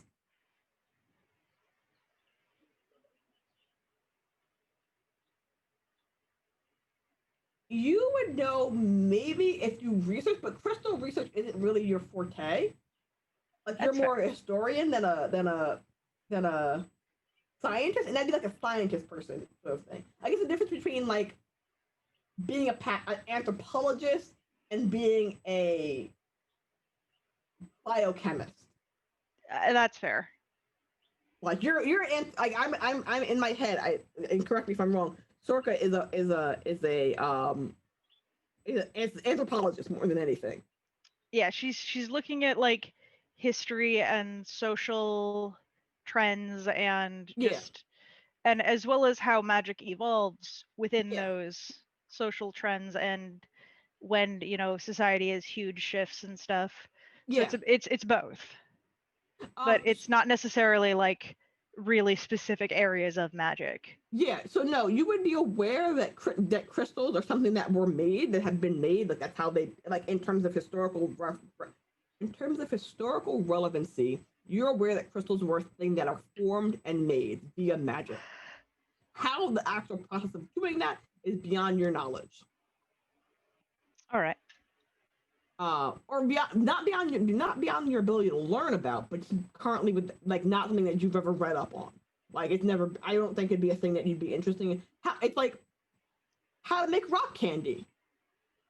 Like I know it's a thing you can do. How you make rock candy, I have no idea.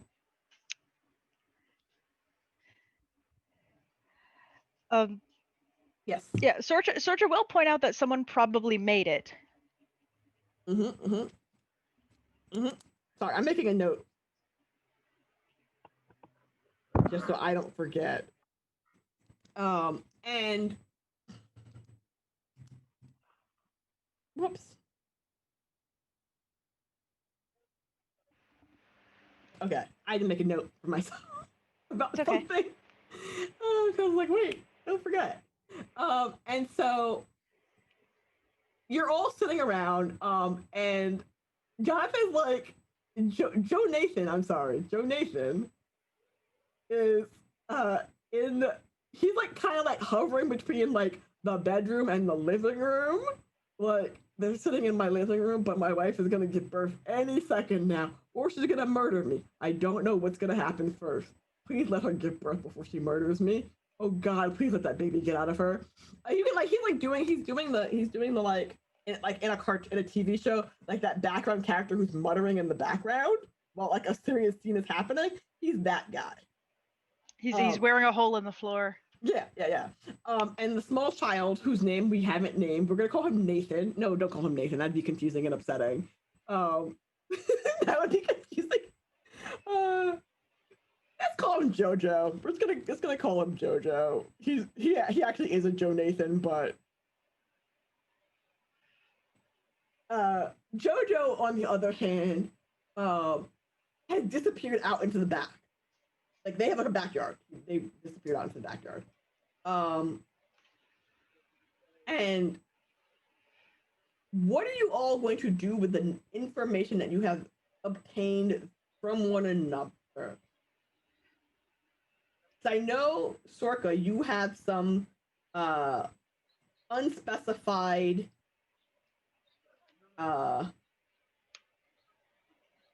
No, sorry, I'm lying to you.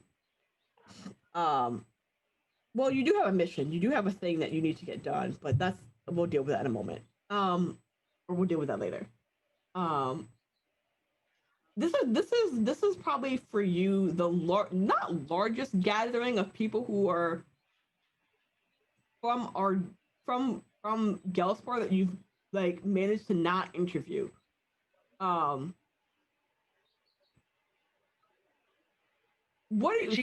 Yeah. She got distracted from interviewing. Mm-hmm.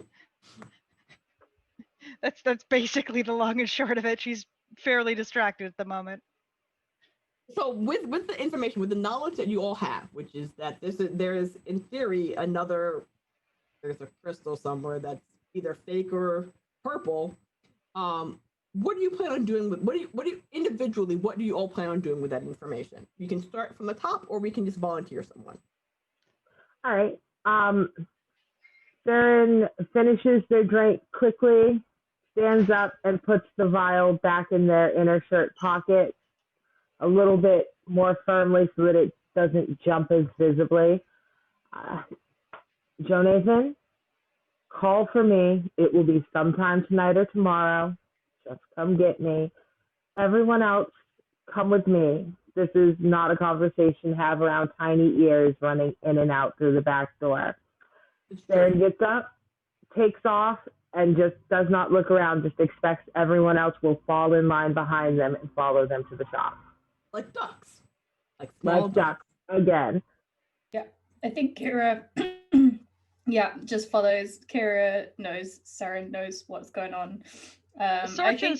Oh, yeah, go ahead. Sorry, I was just going to say, I think she's pretty oblivious to the tension between Saren and Verity as well. Because in Kira's mind, Saren is super wise and knows the community, and Verity is great at investigating. And so in Kira's mind, these two will be like perfect to help figure out what's going on. And Sorcha seems to know loads as well. So she's like, we've got a great team. This is great. Sorcha likes ducks. She'll follow. She's very fond of ducks. Ducks and if she's following someone, she's less likely to trip. So it's true. Yeah, Verity is in her own world, trying to go in her mind through all the different kind of chemicals and what they would do, and she's just like, okay, well, there's Kira, and she just walks after Kira, not even in her brain, she's completely somewhere else. Valid. So you all lined up. You do the winding path thing through the crowd of people back to Saren's shop. Saren, describe your shop. All right. Saren's shop is one of the few standalone buildings in that area. It's primarily apartment buildings and typically kind of raggedy ones, busted windows, lights that are not always reliable, which is a shame because those unreliable lights are the only light in that part of the district. The door, Saren has the only windows not broken out on the block. No one dares. They do not lock their door. No one dares. So Saren leads everyone in through an unlocked front door. The shop itself is large for that section of Gelspar, but the folks from Ardell would probably see it as a very small kind of workshop. There's no wall between the working space and the counter. It's all one very big room with some rickety stairs leading up to a second floor. Everyone follows Saren up the rickety stairs to an even smaller area where they live.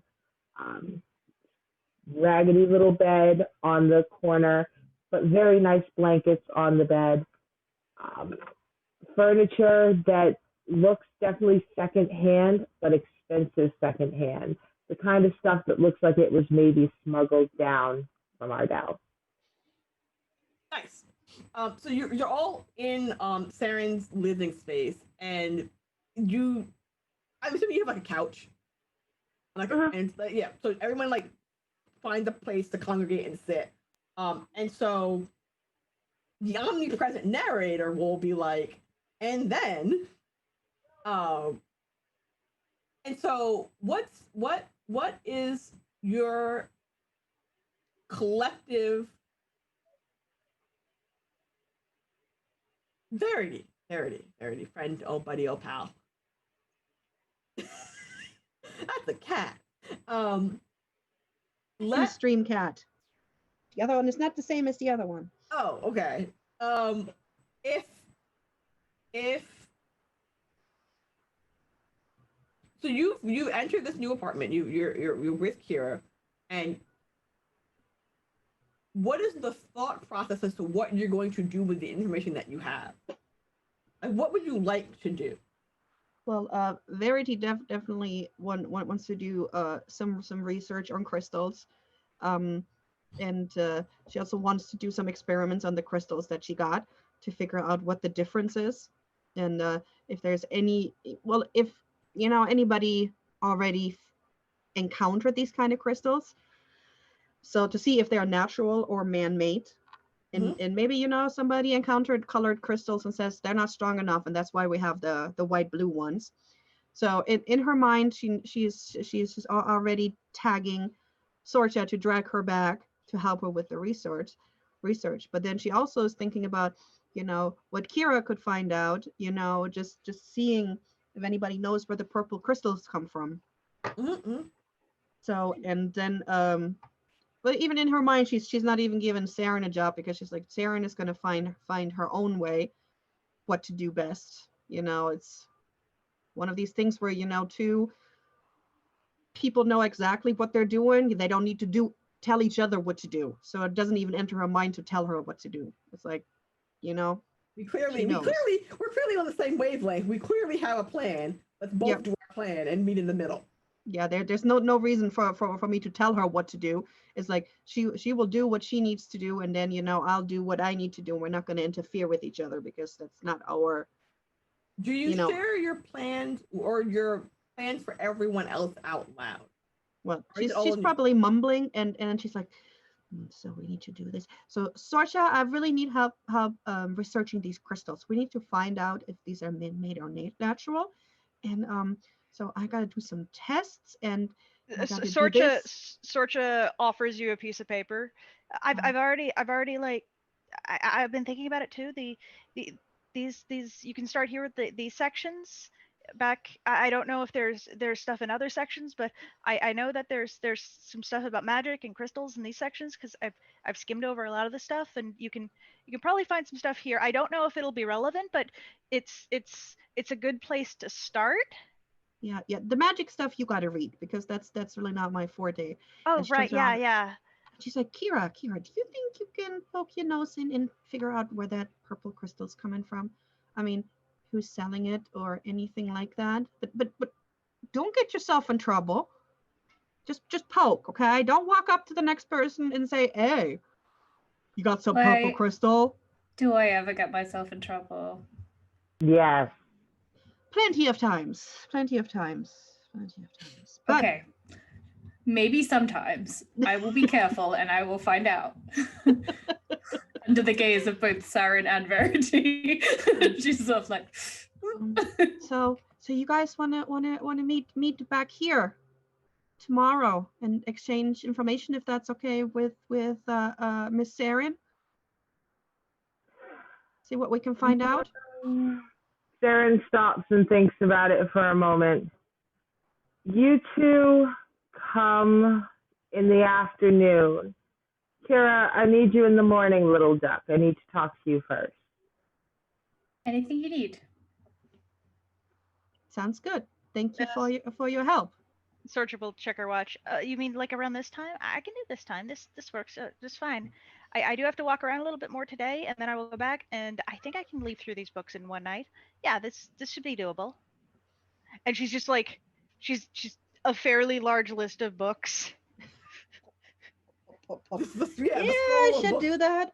Who needs sleep when we have coffee? Sleep? What do you mean sleep? Exactly. And so you will. So actually, as a slight rewind, just a little bit of a rewind. You all have done the official introductions of one another. So when you introduce yourselves to one another, how do you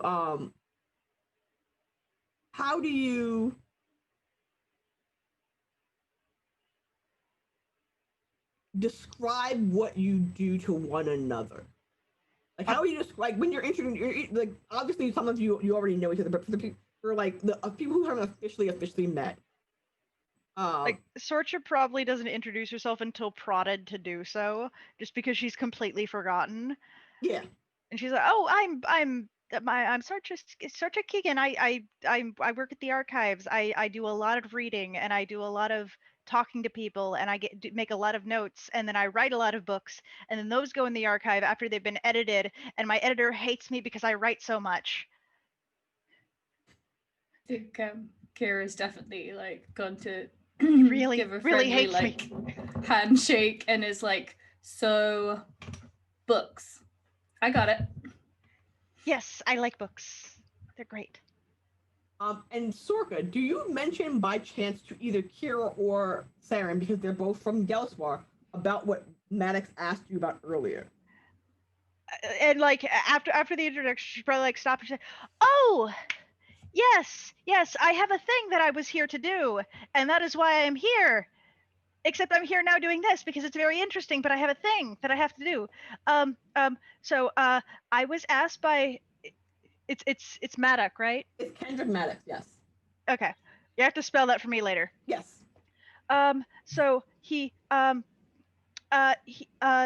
I'm looking for there were things about a representative wanting to go to the merchant clans, and so like I was asked to deliver a message, but I'm not going to say anything else to him, but just he wants to have it so that that person knows that if they need to talk to him, his door is open.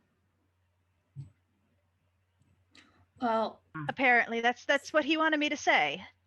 But it is. it's also very interesting that if someone's going to go to see the merchant clans, because that would mean that there's and then she just starts nerding out.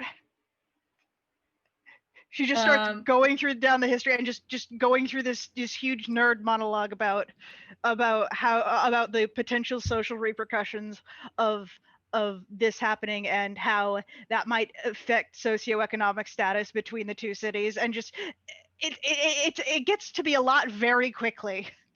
I think Kira sort of like leans towards Saren and is like, is it something about having more light that gives her all that extra energy to talk all the time? Maybe it's people up topside, they just are all like that. She has like a sly smile, Kira does. Saren laughs and rolls her eyes. Well, the people up top are all like something, all right. And then I think Kira will say to Sorcha, like, well, if you need someone that knows, that has their finger on the heartbeat of Geldspar, Saren pretty much knows everyone around here. Like, so do you, Kira. So do you.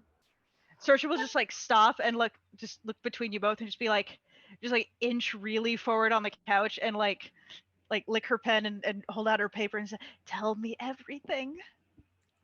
All right. I need you to pay very close attention because this is a very important message and I do want to make sure it's delivered word for word. Is your pen ready, little dove? Oh, absolutely. Tell me everything.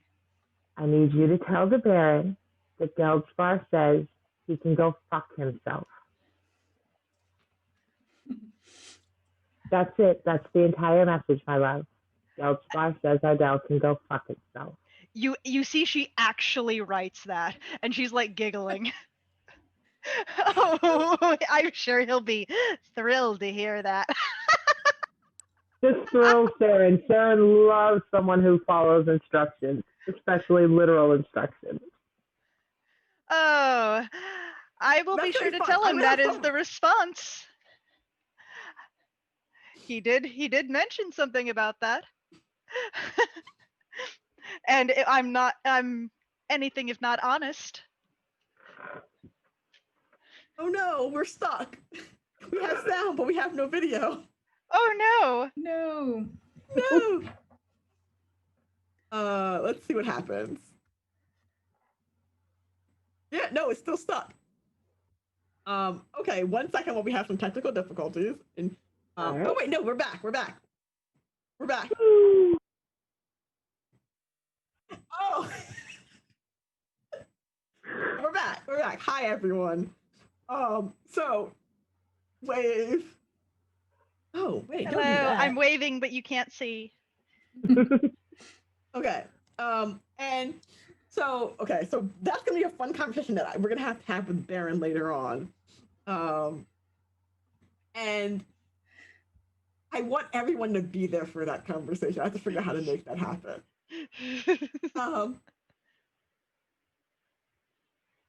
Oh, actually, Saren, how aware of your surroundings, generally speaking, are you?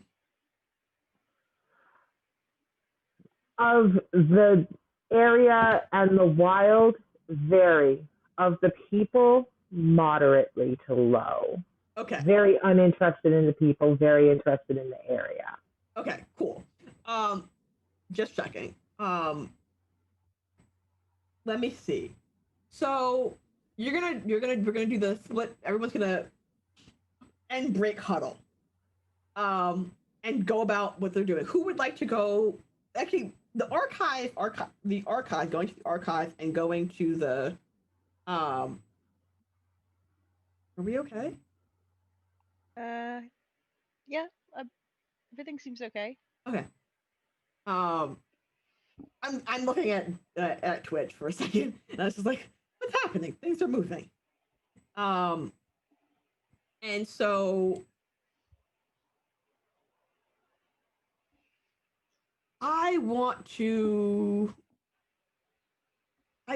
Kira. You're gonna go investigate because we're gonna go investigate what we're gonna go talk to some people. I think, or rather, you're gonna go investigate. How would you like to investigate the purple crystal? What is Kira's plan? So I think just like she's probably the first to leave of our little group. Mhm. I think she'll probably be like, I will see you tomorrow, boss, and then like a kind of erratic kind of salute towards Saren, but with respect.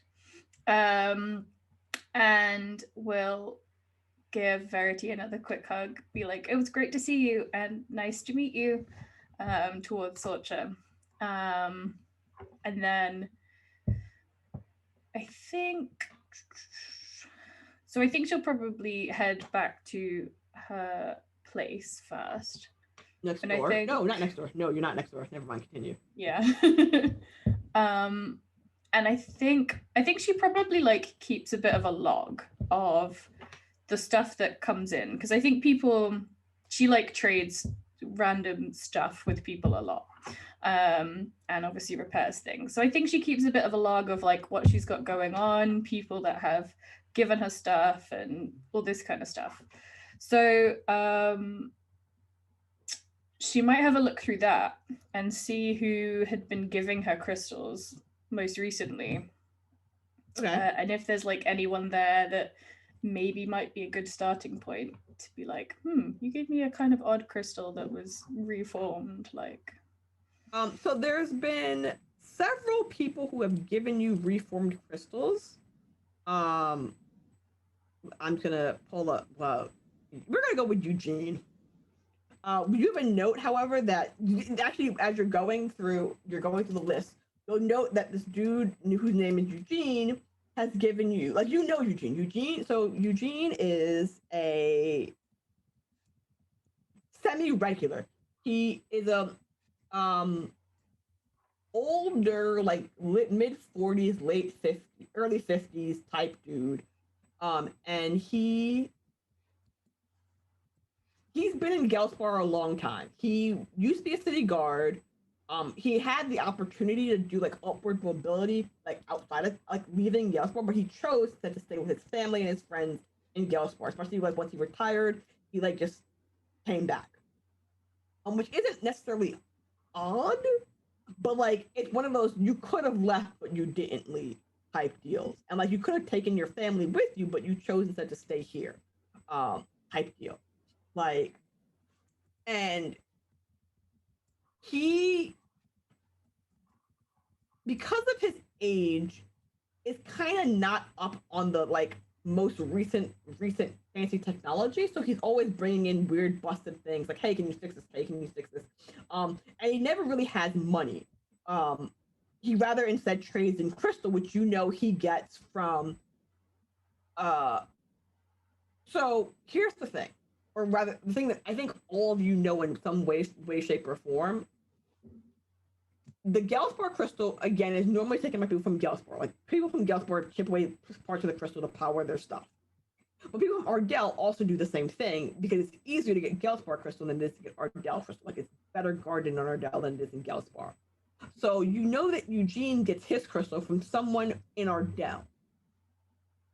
So he has like a steady supply. Like, it's Gellspar crystal. It's clearly Gellspar crystal. But like it's Gellspar crystal by way of Ardell. So like it's like second or third hand crystal. Which is like, so it's sort of contraband.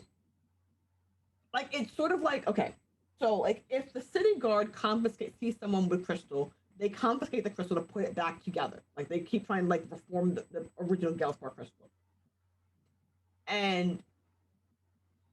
But there's like a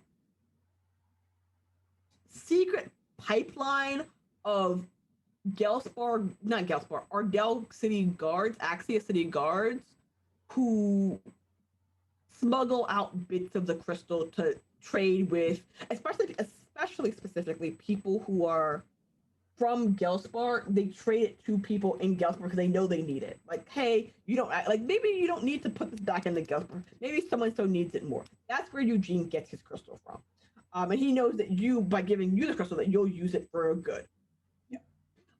Even though he has no idea what to do with it, he's like, hey, I have this thing that's broken. I can give you this crystal if you fix this thing for me. And I know that you'll use this crystal for good and put it where it needs to be. But you notice, like, if you look through your logs, he's coming like he used to come in like once a month. He's come in like 3 times in the last month.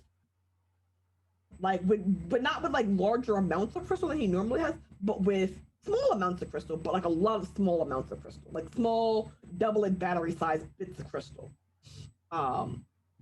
Which is, now that you're looking into it, odd.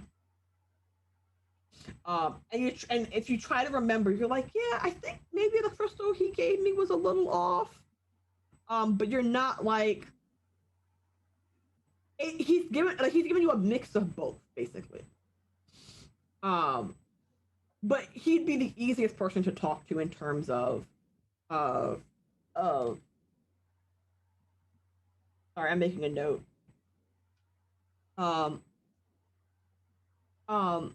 In terms of like finding out where this goes, like he also because like he has his fingers in both sets of world, like in Gellspar from his family and in Ardell from just people that he used to work with who still respect him as a decent human being. So I would say that if you look through your logs, you'd find information about him, or information you'd find his information. Is there anything else you want to do in your house before you leave?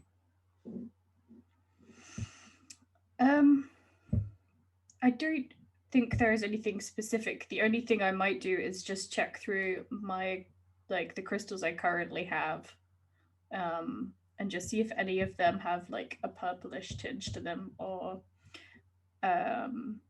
yeah. Okay. So if you sort out your pile, like, again, I'm gonna use my fingers as examples because if you have 10 crystals, about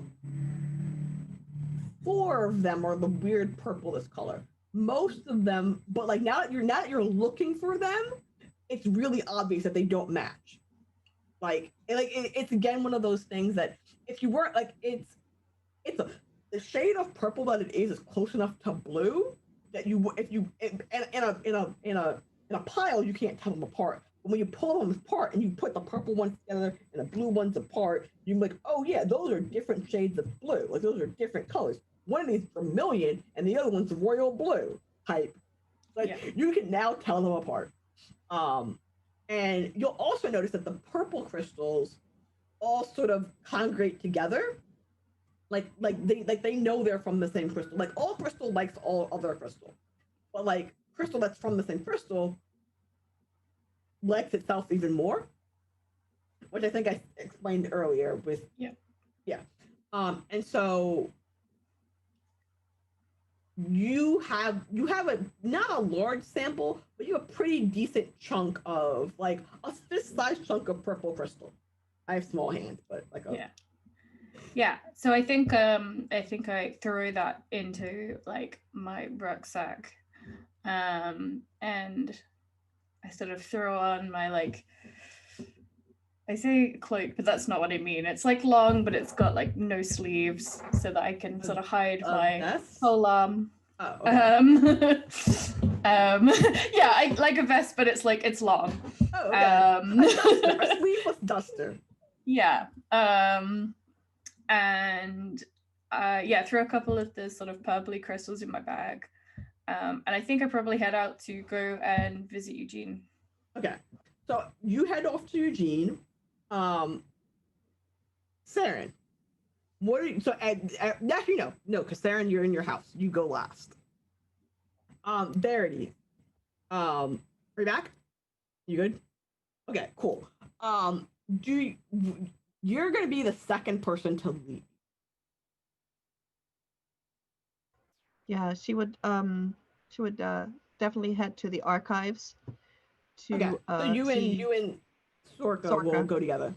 Yeah, it's just that we're going to go to different parts of the archive because, you know, she will look at the magic aspect while I'm more looking at the chemical aspect to see, you know. Yeah, and Sorka will sort of bounce back and forth between them to like help Verity actually find the books that are most relevant and like do a bunch of cross-referencing, and like it's not long before she has an entire pile of like books and scrolls and just a variety, just so much information just on the desk, and sort of just going through it so quickly, like skimming it and jotting down notes in like on large pieces of parchment, and just in like cursive shorthand that's impossible for anyone else to read. Yes. And so I need to roll a dice just to check something out. One of you, give me a number, high or low. Between what and what? 1 and 20. 16. Okay.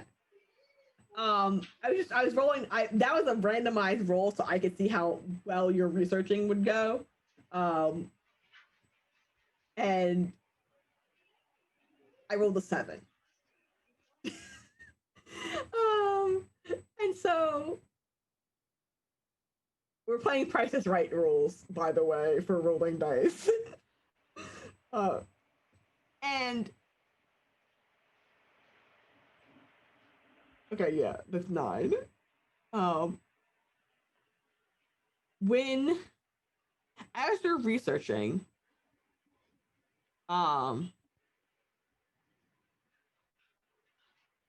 the further back you get into the researching, you start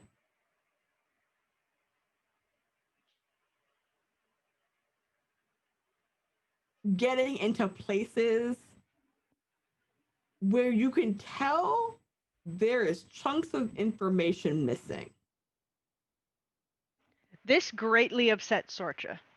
Like, it's like one of those where it's just like, it's one of those things where it's like, oh, when you like read the section, it'll be like, oh, it'll reference a book, and you go look for the book, and the book is gone.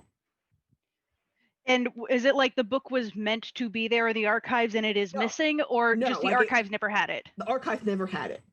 Yeah, this greatly upset Sorcha.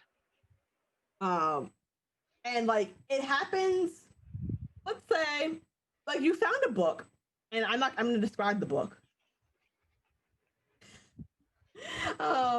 You find a book, And the book is talking about what. Okay, we're gonna just do.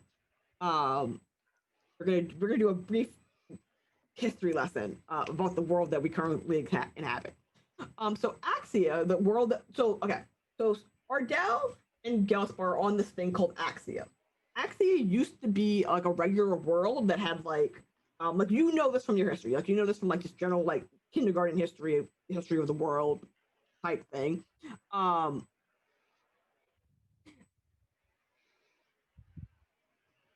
There was a thing called the Calamity, and the Calamity happened about 1,000 or so years ago. And so there's a chunk of history that's missing, which you're aware is missing. You're like very. This is not news to you that this history is missing. It's everyone knows that there's like just a blackout period of history that no one really. People were busy doing other things. Basically, is the best way to describe it. It's not one of those. It's not one of those nefarious. We were trying not to keep history records. We destroyed them type history missing. It's like literally we were in the middle of a like world-ending calamity. We had no time for this. No one Or wrote so anything people down. say. So people say, for the most part, that's what people say. The general understanding and accepted state of reality is people were busy doing other things like trying not to die, that they didn't write good history. Like there are records, there are like vague records, like people kept diaries and calendars and all that stuff, but like there's no like official history records of useful information that anyone seems to have kept. Like there's some paintings maybe, but like for the most part no one had time to do paintings. And what the understanding of the Calamity was, there were things called, there were these people, not things, there were these peoples called scions, and they made incredible things, like incredible like world breaking things, which may or may not have broken the world. We don't know. No one is quite sure, and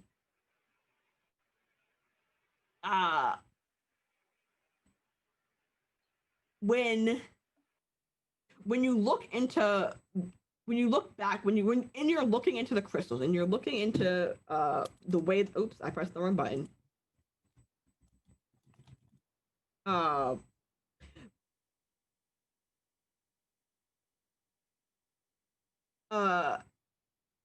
When you look into the crystals, you basically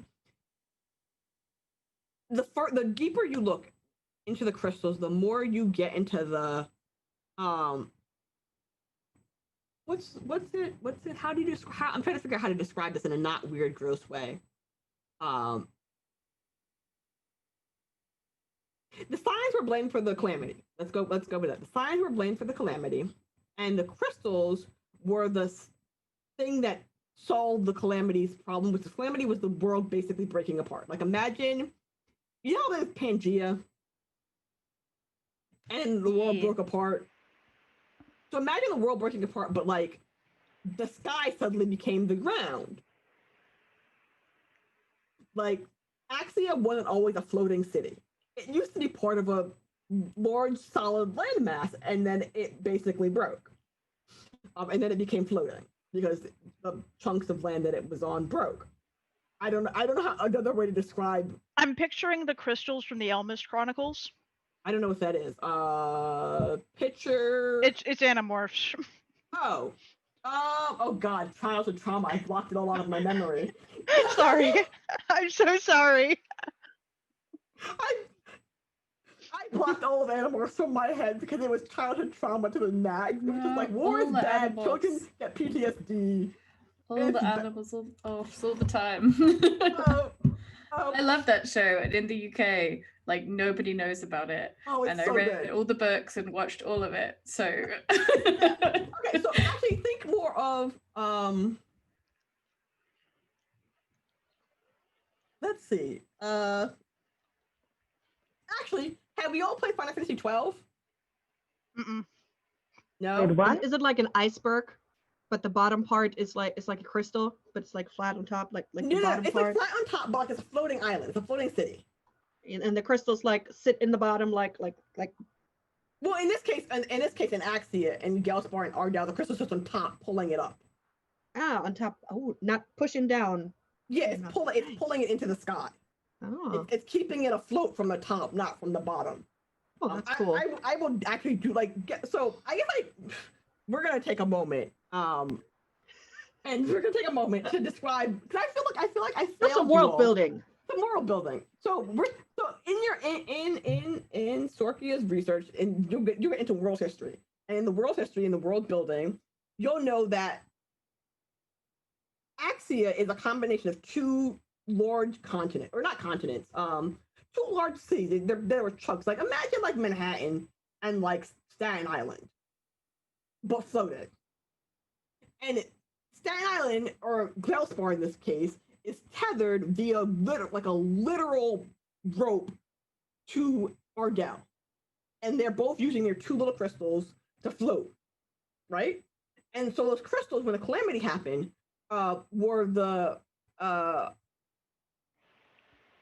were harvested from these things that you know to be skyworms. And which are unimportant in the large scale of things. They're just giant worms that fly and eat things. Don't worry about them. You don't need to see them. They're beautiful. Worm like WORM or WYRM? WURM? WURM. Oh, Yeah, German not spelling. dragons. Vom. Not dragons. Okay. They're not dragons. And the crystals were used to keep the city afloat. Basically, as the world broke apart and as everything was floating away, the crystals were used to like tether large chunks of island to not float into the atmosphere and die.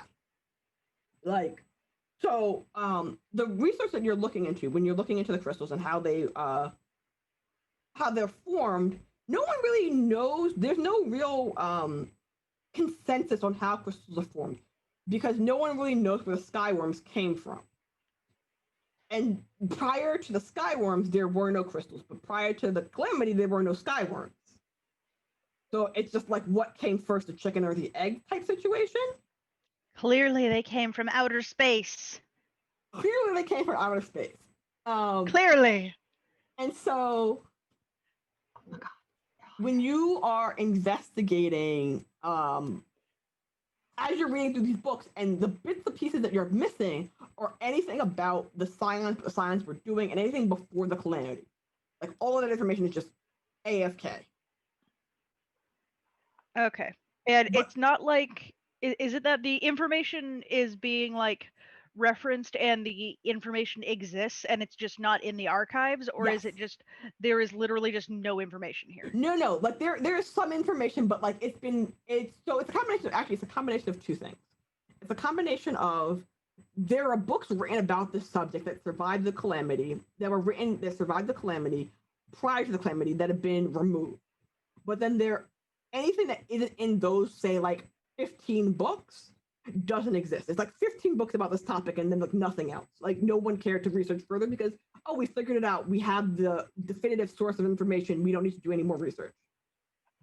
Okay, so literally these books were removed from the archive. The archive never had them. Like the archive has books that Okay. reference these books, but the archive, as far as you are aware, never had the books that they are referencing. Like whoever wrote your book had that book, but you don't have that book. Okay. Like if you like, so This for is the- greatly annoying for poor Sorcha.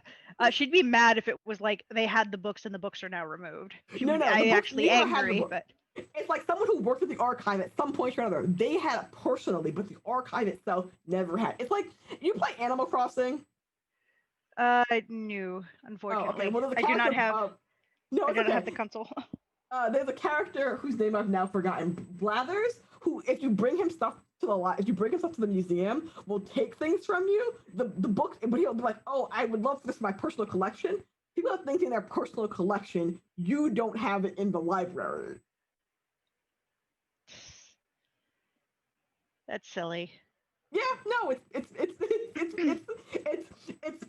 like when people sell paintings to private collectors. It should be for the world, but the private collector's like, no, this is going in my house and only I can ever see it. Sorcha Yes. will probably then try to track down whoever wrote the book that references and see if there's any way to easily accessible, like who might have that book now. Like as long that is doable. That is a doable task. I'm assuming she wouldn't be able to get them all, but some of them that if they're local, then she might be able to be like, hey, this might have been passed down in a private collection. Would you be okay with us copying down the book? We won't take the original. We would like to make a copy. So I'm going to say that you're going to make a list of people who, like, you're going to look at the bibliography and make a list of the people who wrote the books, and like make a list of people that you need to talk to, and and she'd have family records, right? Huh? She'd have family records, right? She'd know who would most likely have the collections now. Yes, those are things that exist in the archive. Like definitely who wrote this book, who their nephew, nieces, children, grandchildren, great grandchildren, all that stuff. Like family trees are perfectly easy to find up to a certain point, or far enough going back a certain distance. Especially if they were important people. Yeah, and anyone who wrote a big book is probably fairly important. Exactly. And so that is going to be we're gonna leave Sorcha to her nerdy business. To her nerdy business, deep in the archives, making a list, muttering under her breath about why is this in a private collection, blah, blah, blah, blah. And like you're research. So you're doing a combination of two things. You're looking into, or rather, you can tell me if this is right or wrong. You are looking into the books that were referenced that you don't have, and then looking into the person who wrote the book that you're currently reading to find out their family history, to find out who currently has the book that they were referencing. Correct. Yes. Cool. And we're gonna do outros because we're gonna end this. We're gonna end in nerdy heaven, in nerdy research heaven. So awesome, nerdy research heaven. And just as a recap, what's currently happening is, Kira, you're off to go see Eugene. Sorcha is in nerdy heaven, nerdy angry heaven, because there are books that they can't find. They have to go talk to other people, but they're not in the main. It's like the idea. You know what it's like? Actually, I'm gonna make another reference. It's like there's the main library, which is the archive, and then they're like privately owned libraries. You can the main library can ask to borrow books from the privately owned libraries, but you need a special pass and all that jazz. But as an archivist, you had those connections to know. You don't need to ask permission. You just need to find the person and be put a request in. Hey, can you request this book from this person? Yeah. And then, Verity, you are also in the archives, but you're in a different section of the archives, and you are, you're gonna do some science. You're gonna get into some science. In fact, you've actually run into a similar problem that Sorcha has run into, and the specific problem is a combination of this is really complicated stuff that you this is if you have. Let's say you have a bachelor's in biochemistry. This is master's level biochemistry.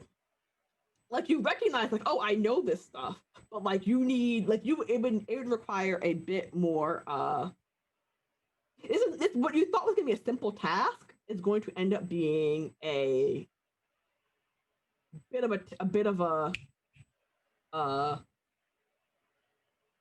weekend project.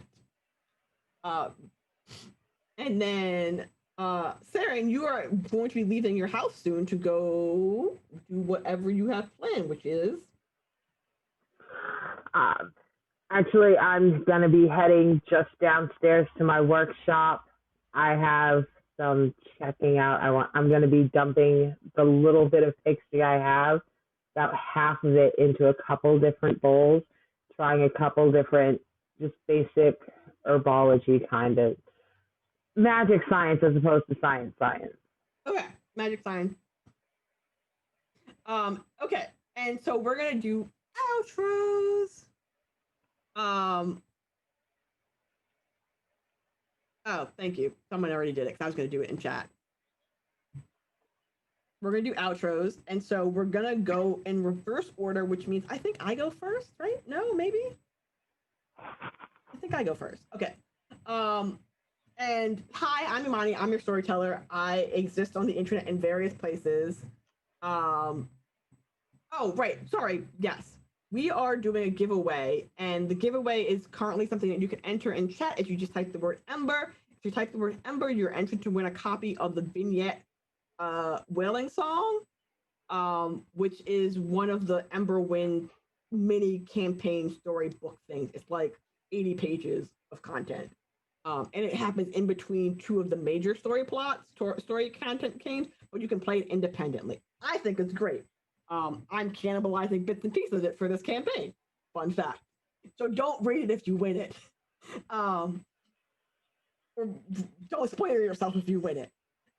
Anyway, so I'm Imani. You can find me in various places on the internet. I am Margaret Catter TV on Twitch. I am mcatterdev on Twitter. I am Margaret Catter Dev on Margaret Catter on itch.io. You can donate to my coffee. It's Margaret Catter Dev. All this stuff is in chat. And sorry. Kira, you're up next. You're muted. So many tabs.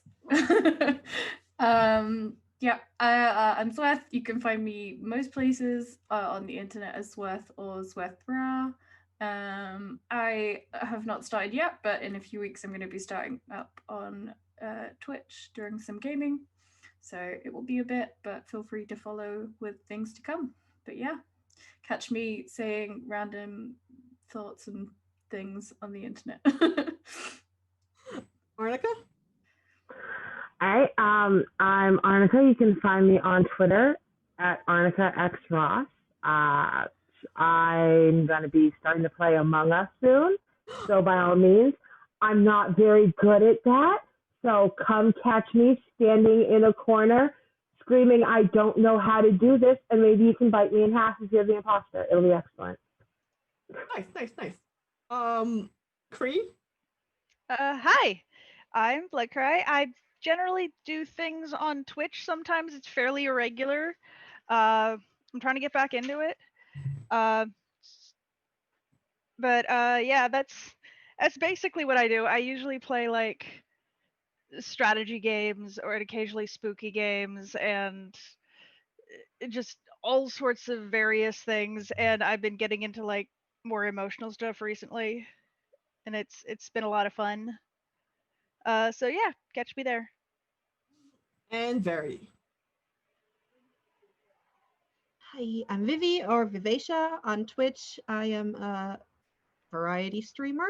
A little bit of an hiatus. I might mostly play with my husband now on Sundays. We're playing Phasmophobia at 8:30 p.m. EST if you want to play with us, where the higher my anxiety gets, the more I am the truck goblin watching the cameras, because oh my god, in our first game I got ganked. On Mondays, I play in a Dalelands campaign on it's a D&D campaign on Wily Hobbit at 7:30, where I'm playing a baby artificer in Esmari. Every second Tuesday, actually next Tuesday, I think, we're playing Call of Cthulhu on Uncanny Adventures in the Wild West, which is very interesting. There's snake people. I am not ready. Yeah, and else you can now find me here with all these lovely ladies on Saturdays. Don't forget to type Ambers into chat if you want to win. Right now, there's still 25% chance that I am gonna get it. So put that Ambers in there. Yes. All right. Type. I'm gonna do a countdown here. I'm unmuted, so I'll do a countdown here. In 10 seconds, I will click roll it. So if you are not, if you have not typed in the word embers into chat, we'll catch you next time. So yeah. Here we go. I am rolling. There will be other chances to win. Yeah. But enter now. Yeah, there we go. That's what I'm talking about. All right, get it in. We're rolling it in 10, 9, 8, 7, 6, 6, 5, 5, 4, 4, 3, 3. 2, 1. Look, Blight Cree won. I did? Yes, you did. I won! I'm a winner! You're not allowed to read it though. You just won, but you can't look at it yet. Oh no! Look at it in January. It's Yeah. fine. It's like stash it in the archive. torture. It's true. I guess I could stash it in the archive. Yeah. Here's the And pictures. a quick reminder for next week, though, when we play next week, the giveaway will be, I think we are playing next week, because it's not Extra Life, so we're definitely playing next week. The giveaway is going to be of the full, the player's handbook and the Skies of Emberwind and all of, like, it's a big giveaway next week, so you're going to get the big caboodle if you're entered. But yeah. You'll get a copy of the Hero's Manual. You'll get a copy of, I believe, Skies of Axia, which we ran in the 1.0 version of this campaign. And I believe you'll get Hero's Manual, Skies of Axia, just Wailing Song. Not Wailing Song. What is the other one? Hold up. I'm gonna look into my DMs because I have these. So Yeah. the other one will be Songweave Tapestry. Oh, okay, cool. Songweave Tapestry. But yeah, thank you everyone. Please don't forget to follow everybody here. Please follow myself. Like, subscribe. Yeah, Do all the like, things. subscribe, all that other, just spiel. Join in on the Discord. That link will be thrown up here in a second. And yeah, you can catch us back here on Wednesday with some Dungeons and Dragons, and we will see you to then.